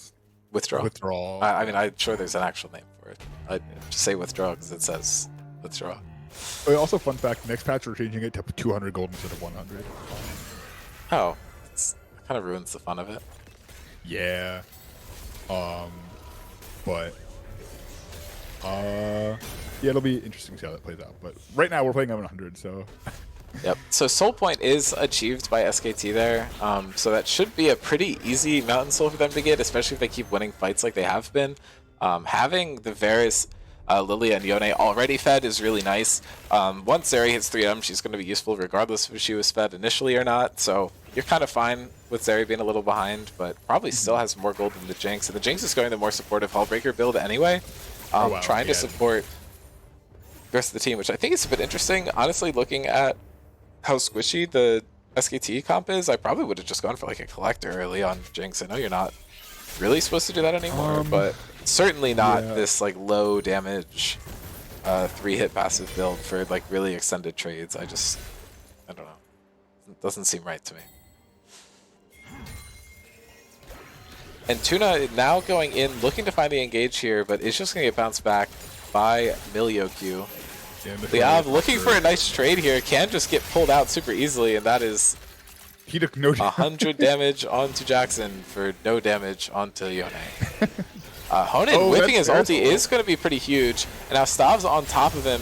Honan now falling down to half, Stav also falling down to half, but Dio running into the fight. Jinx ult is going to pick up the kill, and that's going to be bad news for SKT as Brandon's now resetting all over them and is now running in, but Camazot's cutting this out really well, and Liav is just pushing out. Mid lane's dead, so there's no push available for Metabusters, and now they're trying to turn on him, but I think he's just going to have enough mobility to get out here. Yone, ladies and gentlemen. Yep, and now Tusini just face-checking. Oh, no. Lilia is going to get ulted, and Camazot's flashing forward. Ooh, is not able to find the kill. Korn is going to get the knock-up, and another knock-up. This is a bouncy house here, and that is going to be a dead Lilia. What looked like an easy pick onto Tusini was just not able to be found. Might have been a bit of nerves going on there. Looks like Metabusters is considering the Baron here, but yeah, that would not be a good call, I believe. So yeah, Liav is just completely devouring their bottom side, and now Metabusters is resetting, but I think Liav should just be able to pick this up pretty easily. Now we can count that, can't we? Minus 22. Or minus 23. I think it was 23. Yeah, I got there. This guy hates charity. He wants to say I mean, that one for sure should not have counted, but I'm counting it. I just can't count. Alright, we do have the Mountain Drake spawning in 30 seconds here. This is Soul Point for SKT. And it seems like they know it. They are playing, setting up Vision this time. And it looks to be a 4v5 with Lux having teleport in the top lane. It's difficult for Metabusters to walk up here, but they do appear to be forcing SKT out. Yeah, it's Tusini teleporting to mid now, and it looks like both teams are setting up. Dragon about to spawn right now, and Metabusters has much better position in the pit right now. Honan's going to be able to look for a good ultimate, maybe get a one-shot onto a key carry, but he's kind of face-checking a little far forward. Jackson able to get the root down, and now really good ultimate from Saba. Liav's just going to collect everyone into one spot and kind of peels for Varus in doing it. Varus ultimate was able to go down. Now Brandon is going to fall down too, not able to find anything in that fight, and Liav is going crazy, is able to find 2 kills, and that is 2 kills over to Camazot's as well, and Stav going to fall, and that is a triple kill, and this should just be free soul for SKT. Jinx was just caught in the middle of everybody that fight. Really good catch by Liav, able to just completely sandwich everyone together with the Yone ultimate, and now should get a lot of damage down on this mid turret, while Camazotz is able to pick up the dragon. Actually, they're just letting the dragon sit for a bit and trying to push down mid, but I'm not sure if you're going to be able to end the game. Should be an easy inhib though. And respawns are up now. Wait. Jinx and Tusini are going to be up before this is dead, surely. Yeah, and they don't have Mountain Soul, so Jinx does still have that. Yeah, they're able to get another tower, but now it looks like they're backing out. Liav just walking forward, has no ultimate, and is just going to get caught out and killed there. Okay, Brandon. And Dio is likely going to die as well. Brandon kiting really well. Nice. Zeri flashing point blank onto his head, not able to find it. And now Brandon and Lithi tag teaming, or not Lithi, not playing blocks. Tusini and Brandon tag teaming with the ultimates, able to find a kill onto Lithi. So again, that Mountain Drake was not. Sure, guys. I think Honan and Camazotz are now just going to take that, and Baron is going to be the trade. I think if Camazotz had initially committed, they would have had enough damage to win the game, but it's definitely a much safer call to just take the dragon, so I see why I went for that. Yeah. I did note that he said in chat earlier that when he went for that pick on Tusini, the comms were, "I fucked up," and then he died. It's pretty funny. Which I think we're doing all really good on that. Yep, and both objectives taken at actually the exact same time. Yeah, I feel like Metabusters might have just wanted to Oh, secure the so or to secure the Drake there. Instead of going for the Baron. I'm not sure if this puts them in. I mean, it just like it makes Lux a lot less useful in these fights with the Mountain Soul. And we'll have to see with again 2 teleports how they're able to use this Baron split push to hopefully keep themselves in the game. Honan over the wall here can probably one-shot either of these 2 champions, so that's something to look for. Tusini also walking up a little far. Honan is just going to look to back, doesn't want to play too deep into no man's land, but now Ornn walking into range is going to get spotted. He just continues to back. He does not want to risk that. It is hard to fight into Metabusters now that they have Baron up.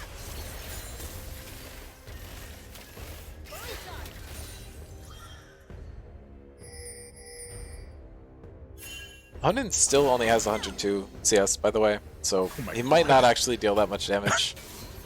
He's down 1,500 deluxe. Yeah. Top lane is like a 5k gold deficit though, but Brandon's popping off so far this game. The Ornn is level 16, so we are seeing those. And huge ult from Leon, able to find 2. Tusini just gets picked off immediately. Not even a bad misstep there from him, but Honan looking. I mean, basically Honan got that kill. Let's be honest. Yeah. But now they're just shoving into the base. Only Nexus is up. And with Lithi, or I don't know, I keep saying that, Tusini and Jackson dead, this should be a very easy way for them to end the game. No, we still have Yep.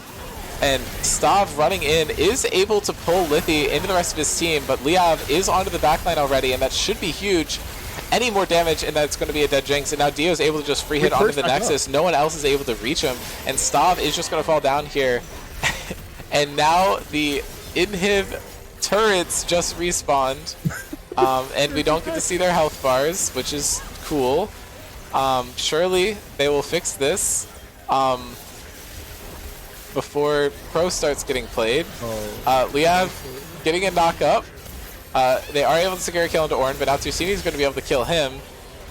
And Lithi is going to get killed here too. So another failed attempt to end the game by SKT. Keen, we got it. We got that famous moment. The inhib respawn, the whatever. We have a Nexus turret respawn. Yeah. It stops them from ending the game. This is powerful. I don't know. Maybe this is a hot take, but I feel like they shouldn't be able to respawn while Nexus is actively being hit.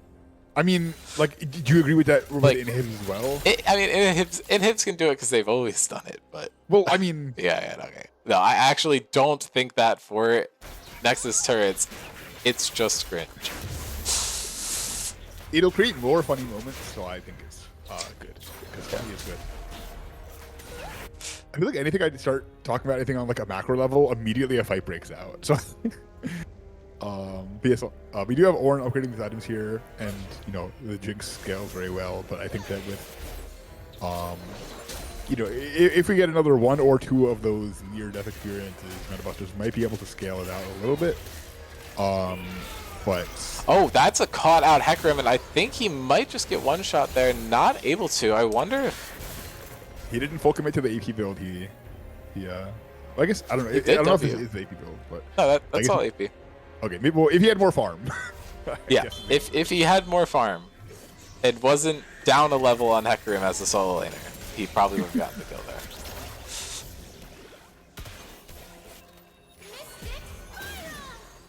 All right, we do have Elder Dragon spawning in 2 minutes along with Baron. Wait, he hit Honan with that ultimate. Honan did not die, but Lux did make contact.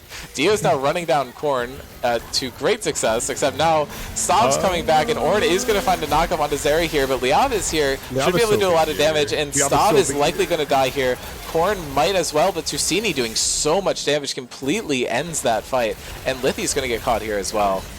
Really good picks from Metabusters. Trying to get themselves back into this game. Yeah, they're doing really good backfoot play of keeping themselves close together. You know, they took what should have been a pick onto a Metabuster and converted it into a 3-for-1. Really good stuff, especially with that Drake spawning in a minute. That should allow them to hopefully. Wait, is Varus just can't? Varus can't pick someone here.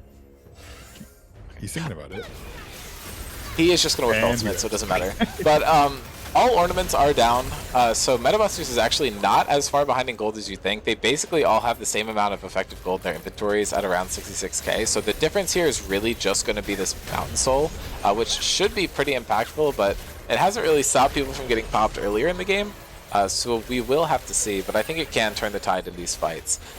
Both major objectives are going to be spawning with the Elder and Baron on the exact same timer because the previous Dragon and Baron were killed on the exact same timer. So that could be really interesting. Tusini is not actually going to be able to find the one-shot there, and the Zonias is going to keep Camazotz alive, dodging the Jinx ultimate. And those are some key cooldowns down here, but now Tusini and Liav trading flashes, but I think Jackson is going to end up dying for that. So this does go in the favor of SKT. However, double sums burned by the Yone. Tusini no flash and is going to have to back here to get mana, which I think is going to be pretty critical. Teleport is available, so should be able to rejoin the fight, but I think SKT can just start up Dragon here, and Liav just fully able to heal off the wave. And now they are going to start hitting.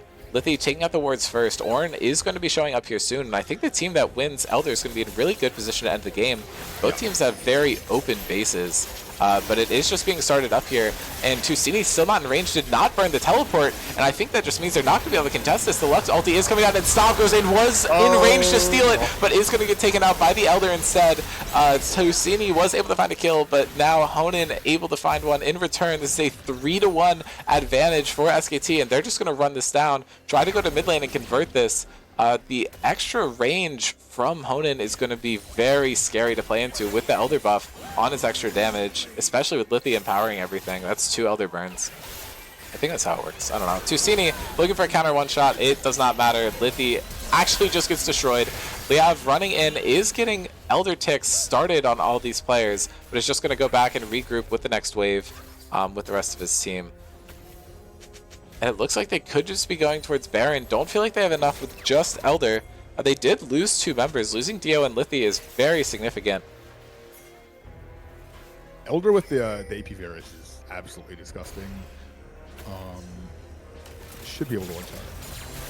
Actually, does he still not have... And Liav and Camazotz are just starting this up. Honan's making sure to grab red buff for them while they're doing it. This Baron Loki seems easier to take than Otacon. But I think it does help when you have Gigafed, Yone, and Lilia, who both almost just died to Tusini's ultimate. Stav now walking up though, and Elder's still on the other team. Honan missing the Chains of Corruption though. If those hit, that would have been a pick and likely the game, but now just going to have to reset and wait for Verisar to come back up. See, I'm glad we're counting miss cannons and not miss Chains of Corruption, because we'd be... Okay, and yeah, even more interesting on his build. Oh, wait, because they got rid of Ultimate Hunter, so now you need Axiom Arcanist. Maybe that's why the new build. Interesting, interesting. I kind of forgot that that was a thing. Yeah, me too. Alright, Elder should be running out relatively soon, I think, like a minute. Yeah, I think they have another minute of it, or 50 seconds, or I mean 30 seconds if they have to, but I don't think so, I think. Yeah, but now Liav going in, looking for some extra damage, and Ornn is trying to counter-engage, but Honan able to just completely pick off Ornn. And I think that should secure them the inhibit. Now they're just going to try and walk this down. Still have double buffs for another 30 seconds. The Elder did... No, Elder just expired, so Elder's only 2.5 minutes. Stav now going in as soon as the Elder expires, but huge damage going out onto Brandon Tusini from Lilia, and really good pick from Liav, able to get down onto Tusini and take him out, and this is just going to be the game. The turrets still show like they're there because the game doesn't work, but that doesn't matter because SKT is able to bring this to a game 3, and we are entering the final game of Frostbite. This is going to be for everything. Yeah, this is a very exciting game because it decides who wins the charities, who wins the tournament, but it's also going to be where we have to see people flexing their champion pools the most. We already have it's 40 champions down the drain. Yep. And so people are going to be really reaching into the depths there. Bans are gonna be crazy. Who knows what people even have left to play? And so it's gonna be down to who's because I think that's part of the point of Fearless, right? It's we're seeing what the players can do now, what the champions can do. So we're gonna have to see who can come out as a better team to support their favorite charity, which you should all be donating to. Yeah, I don't think we have too many viewers right now. Jacob, if you want to ping updates and players or something and just let them know Yeah. the last game is getting streamed. About an hour left to get your donations in, depending on how long the game is. But looks like Metabusters is now going to select red side, which means that we're going to see the same sides that we saw last game. It seems like both teams have kind of decided on a side that works for them, which is a bit interesting. Skaven Kill Team is now, I believe, 4-2 overall in this tournament, and Metabusters has dropped their first game and gone down to 4-1. And this series is evened up.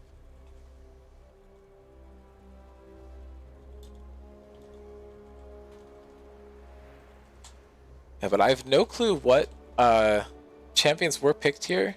This is after I had to do anything to help out with the tournament, so I should be going in completely blind. So I'm quite excited to see what champions were locked in.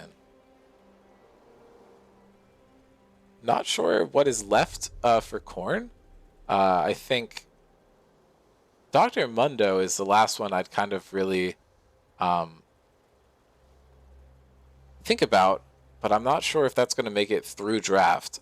I think we could see some flex potential coming out for SKT this time around. They've kept roles the same this whole time, but I think now that Dio's champ pool has really gotten pinched, I think it might make sense for them to look into swapping it, because I think Honen's kind of out of mid lane champions too, so they might have to swap back to the champions that they're more comfortable on previously, or back when they played the other roles. Right. It is interesting. They're kind having of team off that shares role. high flex in that Fearless draft format. I don't believe Busters has much flex here. I mean, I don't know if Brandon can jungle, because putting Saab back on ADC would definitely be something to look at. But I think that Brandon is one of those. Yeah, I can play Twitch in any role kind of guys. But doesn't unfortunately, actually. that was but yeah, I cannot speak to his jungle performance. I know Jackson has played in the jungle, but I don't think there's a support player left in the team. So I do believe we are going to stick to these roles, but I guess we'll have to wait and see when draft comes out. Yeah, I mean, I think let's just go right to draft. We've kind of talked everything else to death. And here we are looking at it. Isn't that the last draft? This is the last draft. Just more suspense, you know? Yeah. But if you're reminded of champions that are already off the table, here's the list. Here we go. Okay, here's the draft. Looks like Dr. Mundo was not actually banned away at all. But Ashe was the first pick going down for SKT after Zoe away from Tusini is smart. Talia away from Tusini is smart. Graves, I think, is just a decently good jungler across the board. Renata away from Lithy kind of takes away the last of the crazy good enchanters, although I think Lulu and Janna are still on the table, so kind of the more aggressive ones are taken Which away. team had side game one? What? Which team had side game one? Was it Metabusters? Yeah. So they chose blue game one and then chose red game three? Yeah. That's interesting. I mean, I think they probably chose blue game one because there was a pick that they wanted to first pick, and that pick's probably long gone. So that's probably something that we'll see more as we get into Fearless. And I think since the overall champion strength is down, unless there's a few clear, really good ones that are up for both teams, I think you don't really need blue side, and having that counter pick's more important.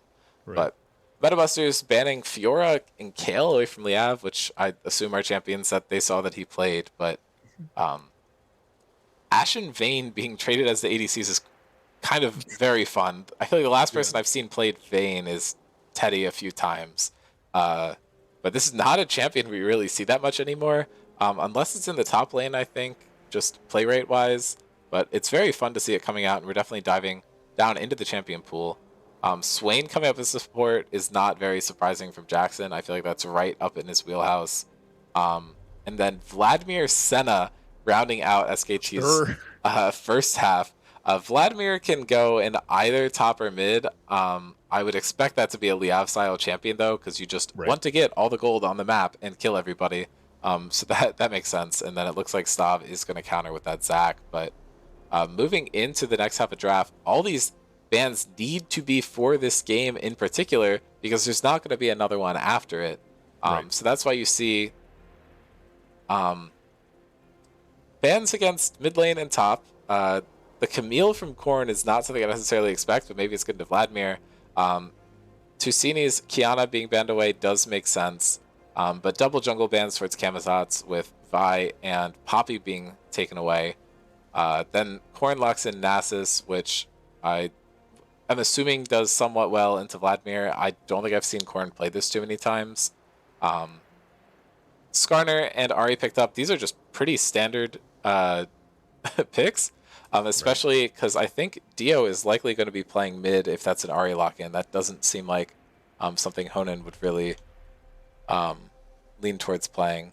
Almost just seems too normal.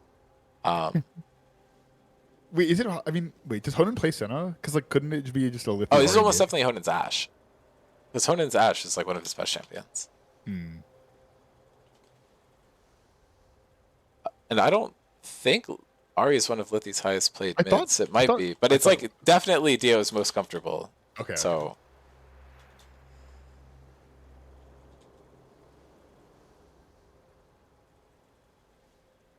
And then countering that, we do see the Casio, generally better into higher mobility comps, but we have only the Ari there.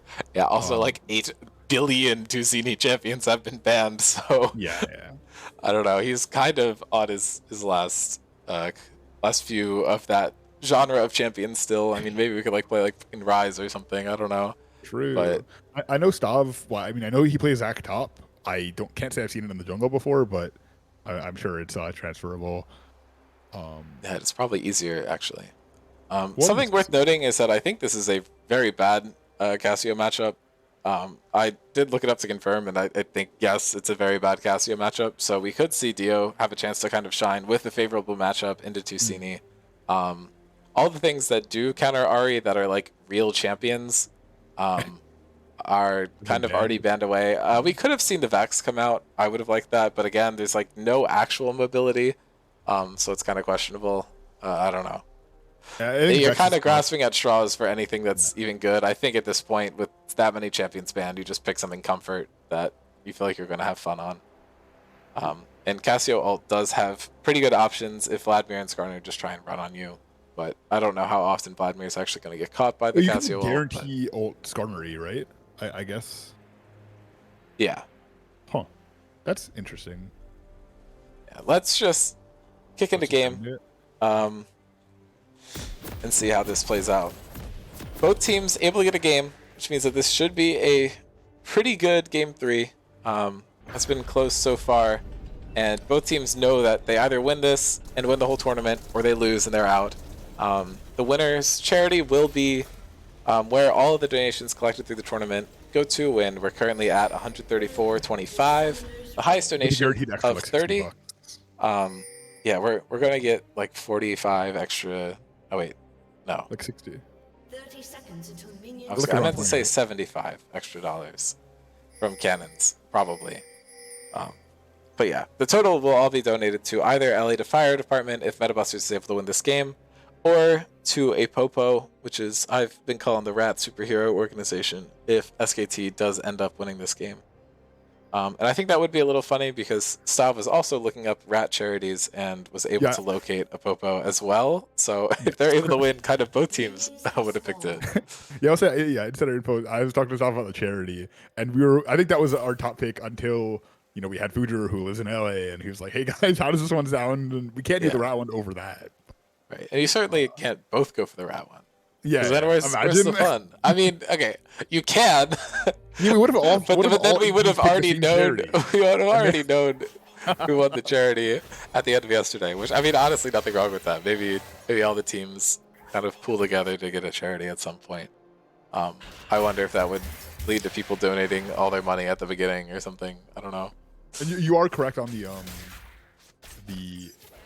late assignment there for SKT. I didn't know Liffy had a Senna. That's exciting. I mean, I don't know how much of a Senna they have. 8 of we'll their have to see, champions right? got banned. Like, we'll have to see.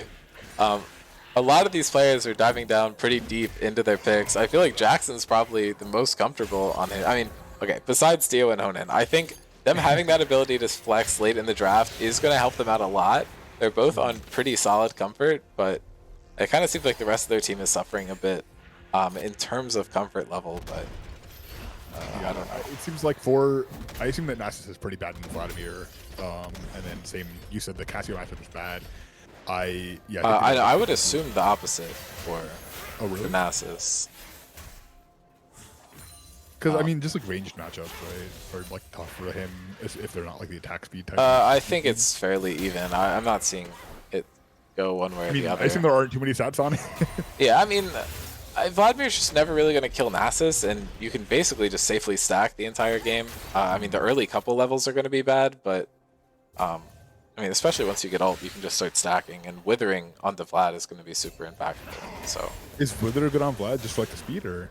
yeah, I mean, the guy runs it like fucking Mach 10. If he stops doing True. that, then he becomes much worse of a champion.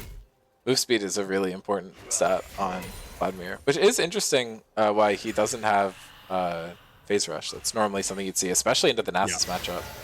I think he's just going to go for this extra poke early. But something you can do on Nasus into these range matchups is just go like the Comet. Right. And like, Farm with the E. yeah, you just like put a few stacks into E and just have to see us a little harder. But again, I don't know how comfortable Corn is here. I definitely probably wouldn't have gone for Grasp in this matchup just because I don't know how often you're really going to be hitting it. Phase Rush also good on Nasus. We could have seen that, but I don't know. It'll be interesting to see how this plays out.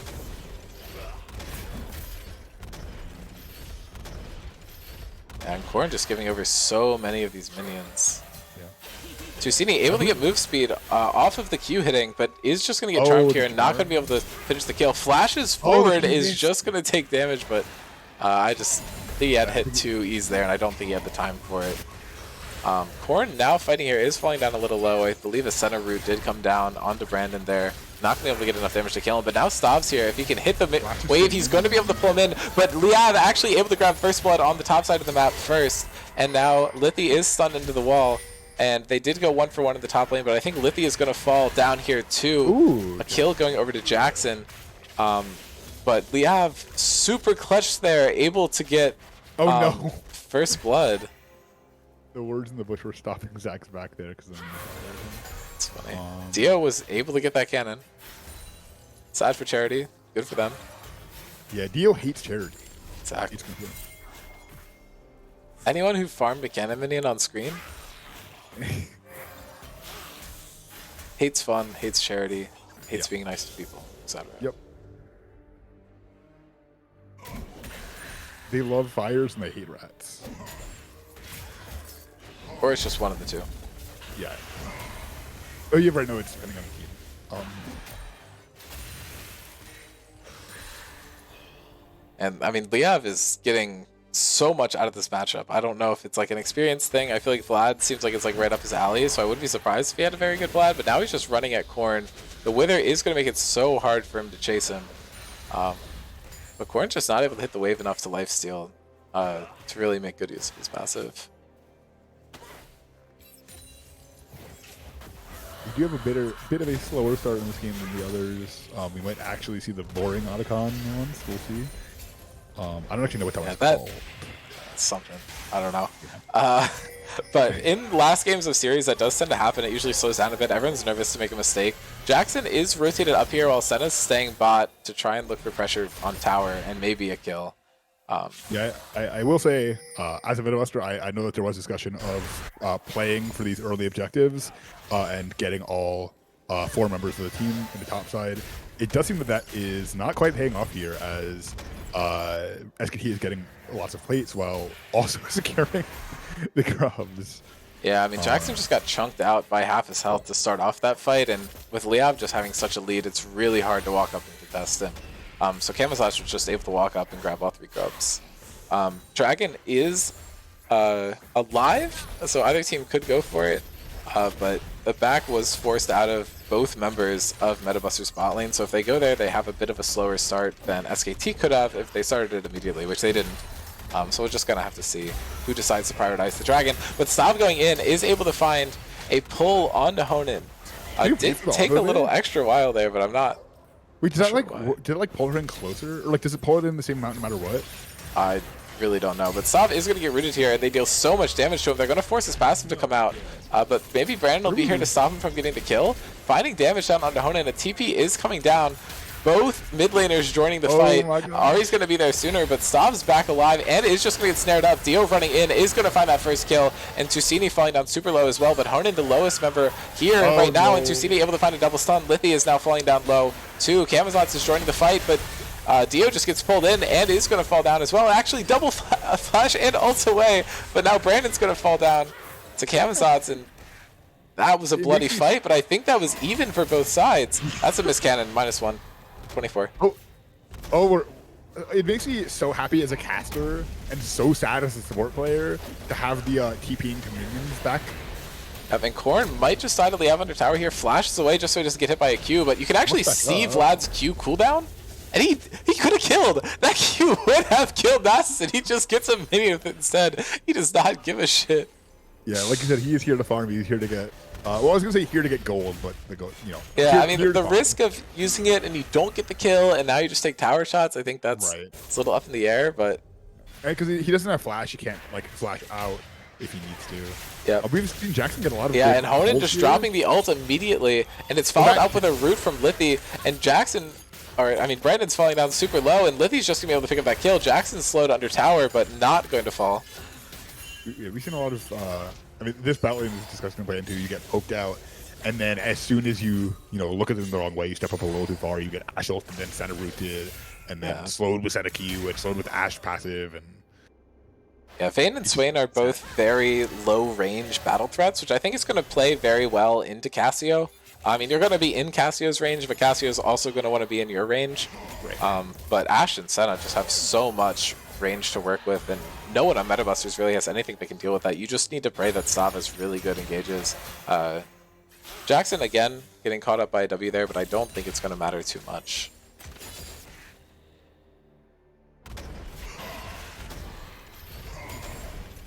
Liev basically at death gap already. Wait, I can't imagine that's why he's going for it. That's what he's going for first, but just walks in, huge trade onto Korn. And has such an advantage in this lane. On the cooldowns, not Cloud Oh my god, there we go. Wow. What are you asking about? Like there's like the countdown for the Drake, like on the above the minimap, and it doesn't look like the right Drake. That's just a generic Drake. It bugs and does that sometimes. Lithy is going to get caught out here. Jackson is going for the engaged. Stav gets a knockup, and Lithy might fall down here too. Gets pinned into the wall by Brandon, and Brandon's going to be able to pick it up, but is going to end up dying to tower. Dio now back in the fight, looking for a kill onto Stav. Is not going to be able to find it because Stav is picking up blobs here. But that is a 1 for 2 for SKT. Not what you'd want to see. They do have a gold lead here, and they're close to getting that top tower, which would basically mean that the feats are accomplished solely by Liav. No one else even needed to do anything. But Korn is going to get back in time to try and slow him down. First Dragon still not taken, by the way. That's the slowest one we've seen for sure. I don't think we've seen one go to 10 minutes before in this tournament. All right, so we do have growth spawning. It looks like Jackson is going to be pathing towards that top side, while Lithy is staying in bot lane again. Swain is a bit stronger, does not have ult. Okay, he's walking back down. It looks like they might not be contesting it.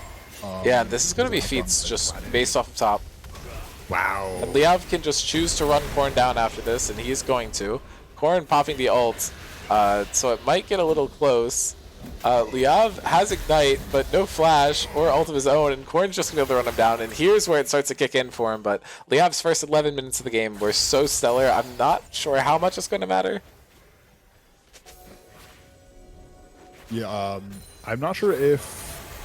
Wait, okay, so 5 grubs to go over SKT there. Well, Skarner was able to pick up 2. Yep, Tusini and Jackson able to make short work of Dio there. The field from Casio stopping Dio from being able to dash out. And Jackson just finds a great route right where Dio would have to step out of the zone and able to pick up that kill. Yeah, so Metabusters is up in kills, but is down grubs and a turret, an entire turret. And feats. Well, the feats don't give. Well, yeah, and feats. So, but SKT is up 1,000 gold. Tusini forced to flash out there, runs into Liav in a position where he probably wasn't looking to. Jackson is caught out on vision here and is going to get slowed down by Ashe. They might just be able to run him down, but you don't want to chase into Swain too much. Dragon is just going to be started up. First one of the game, actually, by SKT at 12 minutes. And Liav walking forward, but is just going to get stunned up by Casio. Takes a tower shot. Is going to heal up a lot from his ultimate finally going off, and is just going to find the shutdown onto Casio, and because of Pool, isn't even going to take any tower damage. Camazot's able to find the Cloud Dragon, and now the fight is breaking out on the bot side of the map. They're able to shove Jackson out of the fight, and now he has to chase into Liffy, but he's going to be able to find the pull, and I don't think Camazot is going to be able to do anything here. Is able to find a double stun. Ashe ulti trying to find a kill onto Jackson, but he's going to kill so much off of his ultimate, which just never ends, and now Korn is able to just get a wither onto Honen's head and pick him up too. And now it seems like these like anti-engage champions with Casio and Swain and Nasus are just getting so much done into the Skarner pick.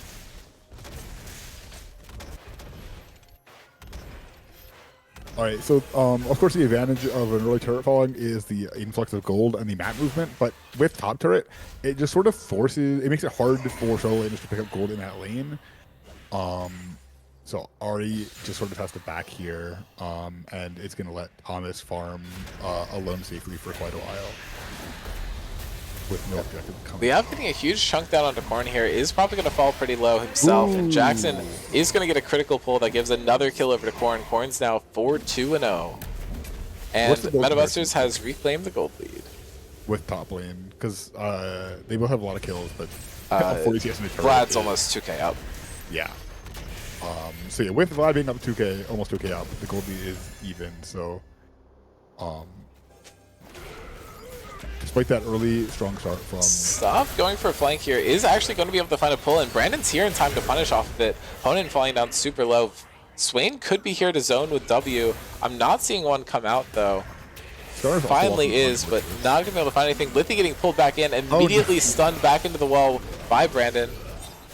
But I don't think they're going to be able to find a kill. Now Skarner is joining the fight. Brandon is the lowest member by far. Stav now going in, is able to find a pull onto the bot lane of SKT. And Brandon almost able to find 2 kills, but has to dodge the center route so he doesn't get rooted under tower. And now Zach just getting immediately ulted by Skarner, but he's able to pick up a kill. Really good from Stav, able to find that. Jackson now pulling people back into his ultimate, is going to be able to pop it once. And Camazot's not able to find a Sundo with the wall, and I think Jackson's going to be able to pick up another kill because of it, and Camazot's backs into the W. Yeah, I don't know if Camazot just isn't as comfortable on Skarner, if the pressure's just getting to him.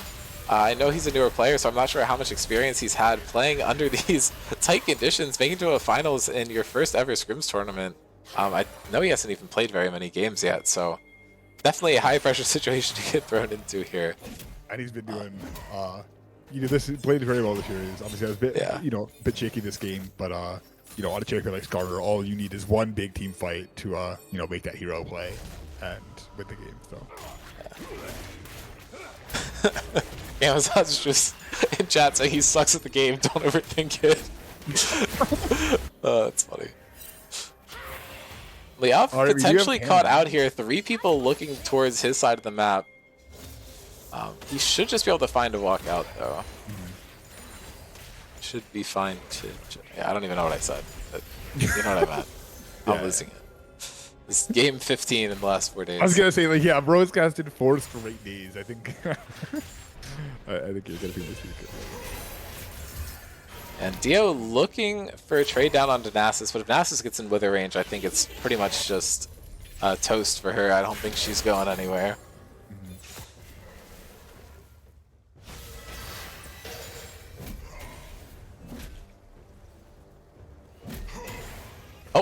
Minus 25. 25! Alright, we the funny number.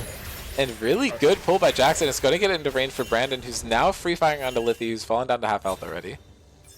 You have to be careful there, of course, of the Ashel coming down, but I believe Senna's root was not up. And Yeah, Brandon's cleanse is now back up, so should be in a bit of a better position, but trading coming down everywhere.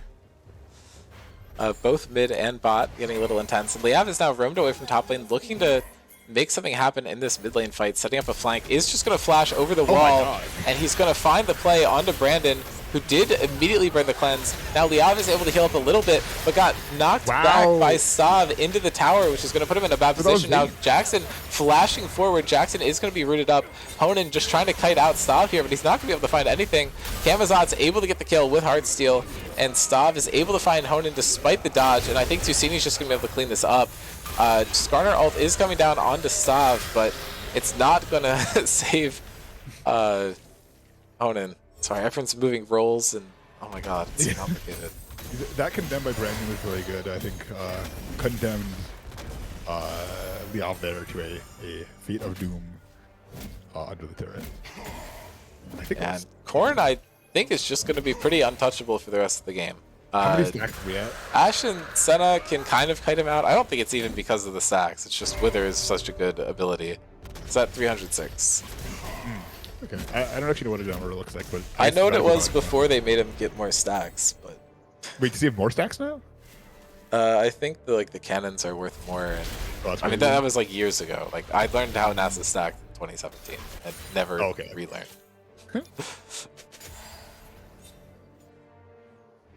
I don't know. He gets like more from jungle monsters and stuff, and I think cannons are worth slightly more too. Otacon should be spawning in just a few minutes now. I don't actually know if it's the stronger or weaker one. It is spawning bot lane here for the first time in the series. And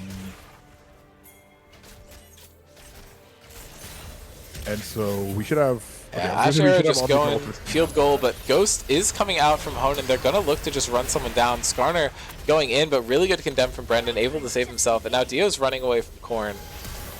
He's just going to get flashed on. If that Wither comes through, that should just be the end of poor Dio. And one more Q is going to do it, and that is a rampage for Korn. And according to Korn, that is 12 for... Yeah, it used to be 6 for cannons and 12 for champions, I'm pretty sure. I could be making that up, but... Liav now running in is going to get a huge chunk of damage on. I think his ult is going to spell the end for Jackson, but Stav on top of Honan looking to be able to get a kill here, and now Brandon free firing onto Skarna gets so much damage on Tusini, and Stav should be able to kill Liav. Really good ult from him to start off that fight, but just doesn't have any follow-up from Ash and Senna. Honan is 0-7 this game. Oh my. But the thing, I mean, that's the thing about Ash, right? Is of course it is nice to be fed and do a lot of damage and still people will kite them out, but you will always have that ultimate. You will always have the Ash. But you will not be doing damage for the rest of the game. So. Alright, so Otacon is spawning in just 5 seconds now. And this is gonna be the flower Otacon. Okay. I swear I don't know. I feel like sometimes the icon shows up differently as a different color, but I don't think it's ever like bright. Like I think it's just random. I don't know. Should make no sense. At least Spectator Tool works. That's the only thing we can really ask for. That's true. Turret is not going to fall here. Looks like he was really going for that. Going for an engage is immediately charmed out. Is actually going to be able to find a pull onto Lithi though, and that's huge. Every time they pull one person in, they're able to just pull him again. Thanks to Swain. Really good timing by Jackson there. And now they're all just headed to Otacon, and with Senna being picked out, that's basically all the enchanting that you have to kind of keep Liz and Honan topped up. So this should pretty much be uncontestable for Metabusters. They do have a 12 kill lead, and that's amounting to just under 3,000 gold, but it's going to be a bit more after this. Teleport is coming up from Dio towards the top lane, going to try and push for that top tower. They've definitely decided they're not contesting anymore here, but this is going to be a lot of flowers going over to Metabusters, provided they remember to take them. And I think it's all left for Stav. Brandon now canceling his back and helping out. And that is going to be 46 roses for Metabusters so far and 21 to SKT. They also get what, like 50 gold per kill extra, I think. Oh, for the rest of the game? I think that's the other red thing on their bar. No, it's 25 Oh. increased effect from epic monster. Okay, well maybe that's the variation. Yeah, maybe the 50 gold on kill is the other one.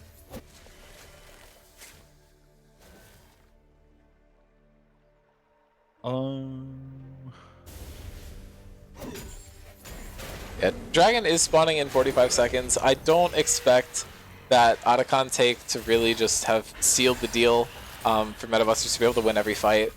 Dio did just take a top tower and was able to complete their second item.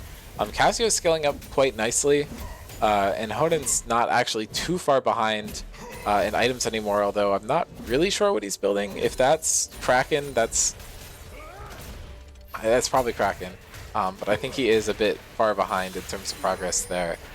And the Zac is obviously a huge problem. But Liav is still going to be super impactful. And now they're able to find an Ash ult onto Jackson. And he should just die immediately to start this fight.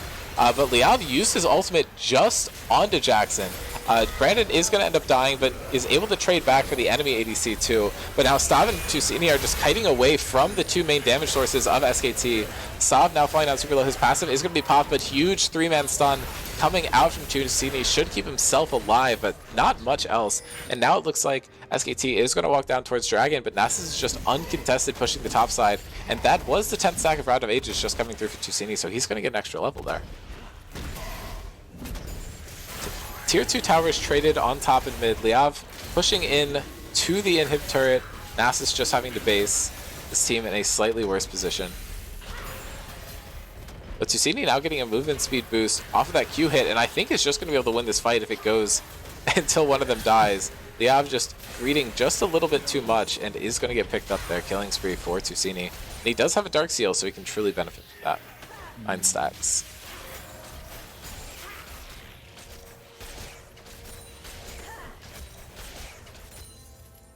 Alright, so yeah, we do have this, it's only 1.5k gold lead on Metabusters here, with, I guess, the permanent weak Otacon buff and the stats from the roses. But as we saw, fights can definitely go either way, especially if SKT gets a pick beforehand, or have one of Thomas or Tuccini or Korn splitting in side lane. So it looks like Stav might be looking for a play here on Ashe. Yeah, don't think he's going to be able to find it. He doesn't have another target to auto, so he just autos Hoden again. Looks a little silly, and then he's going to turn around and walk away. Nash is going to be up in 30. Both teams probably going to want to fight over that at some point. The next Dragon won't be up for another 3.5 minutes. SKT does have an advantage, but they're actually going to be able to spot Stav out on this ward and cancel his E. Tusini and Stav both here, maybe looking for something. They're past the wall, but can just hexgate out. Dio going in is able to find a charm. Has already committed the ultimate, but no fight is going to be found to follow up on this. Now Dio just able to walk up to Korn and just dash through the wall. Not actually in that much trouble at all. Final ult coming out is able to hit 3 charms throughout the duration of that ultimate, I think. Oh, wow. Stav now going in is immediately just going to get stunned up by Skarner, but now Korn is just getting the free hit on the front line and no one else is hitting him. Liav onto the backside is actually only able to hit Jackson with that ultimate, so I don't think he's going to be able to find any kills. Camazot's able to find a suppression onto Stav, but has no one to back him up, and Brandon's just able to free hit. Dio finally is able to join the fight, but isn't able to find anything. Lithia was able to grab 1, but it's 3 kills to Metabusters already, and they can probably just walk to Nash off of this, provided that Vayne can heal up a little bit.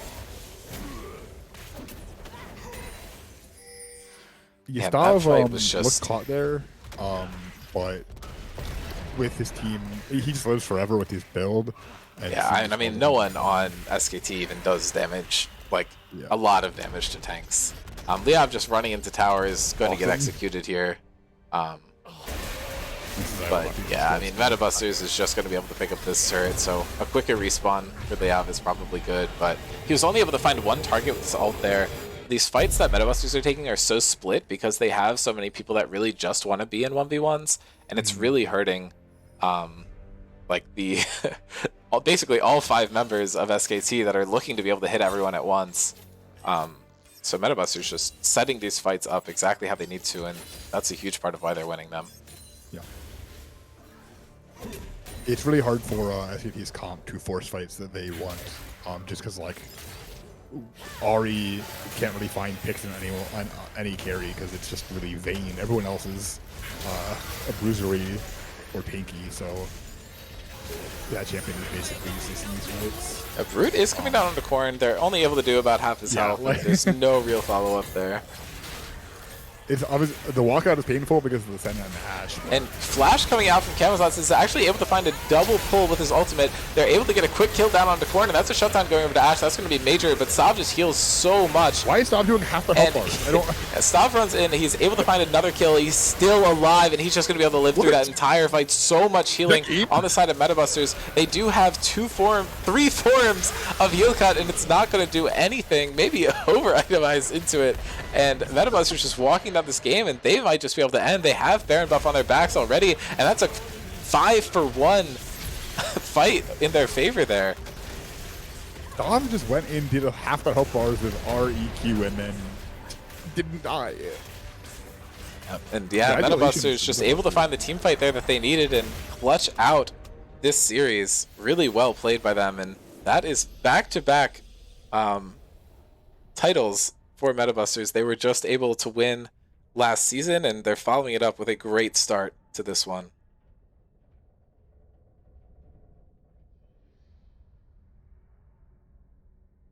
And Jacob, that does put me, you, and Noam's total at 25. So that's minus 25. Yep. Yeah, so that is officially going to the LA Fire Department. Yes. For Metabusters. Yeah, since Metabusters did end up winning, their charity of choice is going to be the one that the proceeds go to, which is going to be the LA Fire Department. Jacob donation hack, 400 CS and $25. Let's go. Thank you guys for all missing so many games.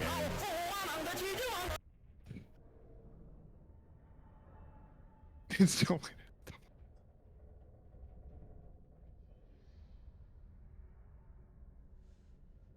Okay, and I will get mine in as well. If anyone else has any last donations, I'm going to leave this up for another 5-10 minutes or so.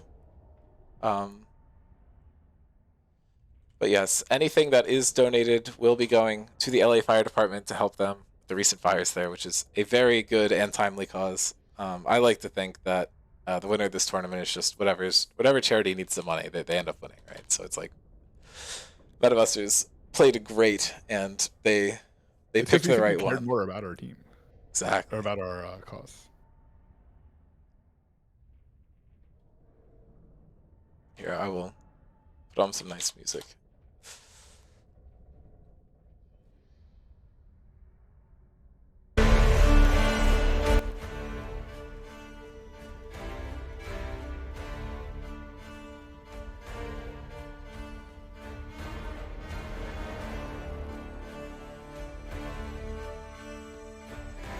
For some reason, you can't click the donation link on mobile, Oh, which is like cool. Like you can if you're on web, but not if you're on the app. oh, interesting. Wait, is the Frostbite donation link different than the regular donation link? No, Oh, okay. They're just too bad. I just didn't want to delete the other one. I just Fair enough.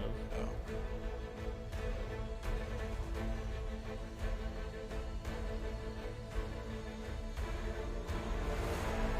Is this our highest earning Frostbite? Not even close. Wait, what was last year? Last year was 213, and the first year was 420. Wait, so, I mean, so we have $50 extra from you plus Noam.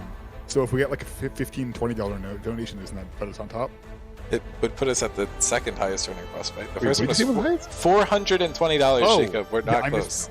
missed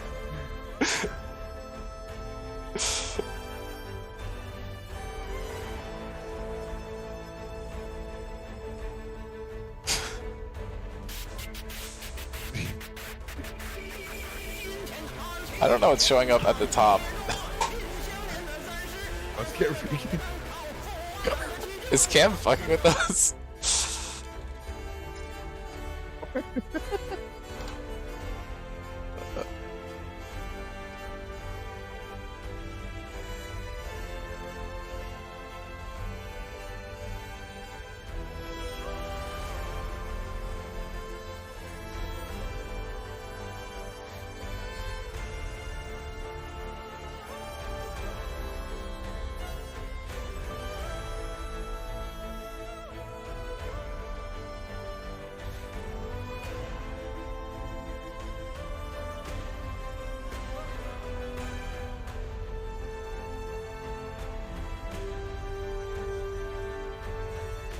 Yeah, if anyone else is still watching and you still have your Prime sub, feel free to drop it to help us get anything else that we can. It's free money for charity. Or if you're something that's just regular money, it's charity. But also give it charity to Twitch, to Amazon. So. If you have a Twitch Prime, I think you are ethically obligated to give it because it takes money away from Amazon, and that's a good thing. And it gives money to charity. So true.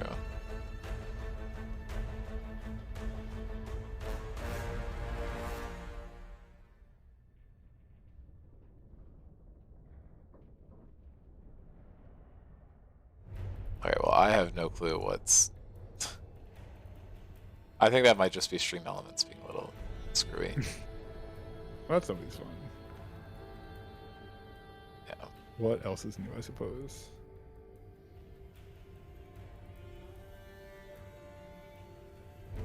Let's see. Yeah, I think this is the exact same thing. Okay. I preview?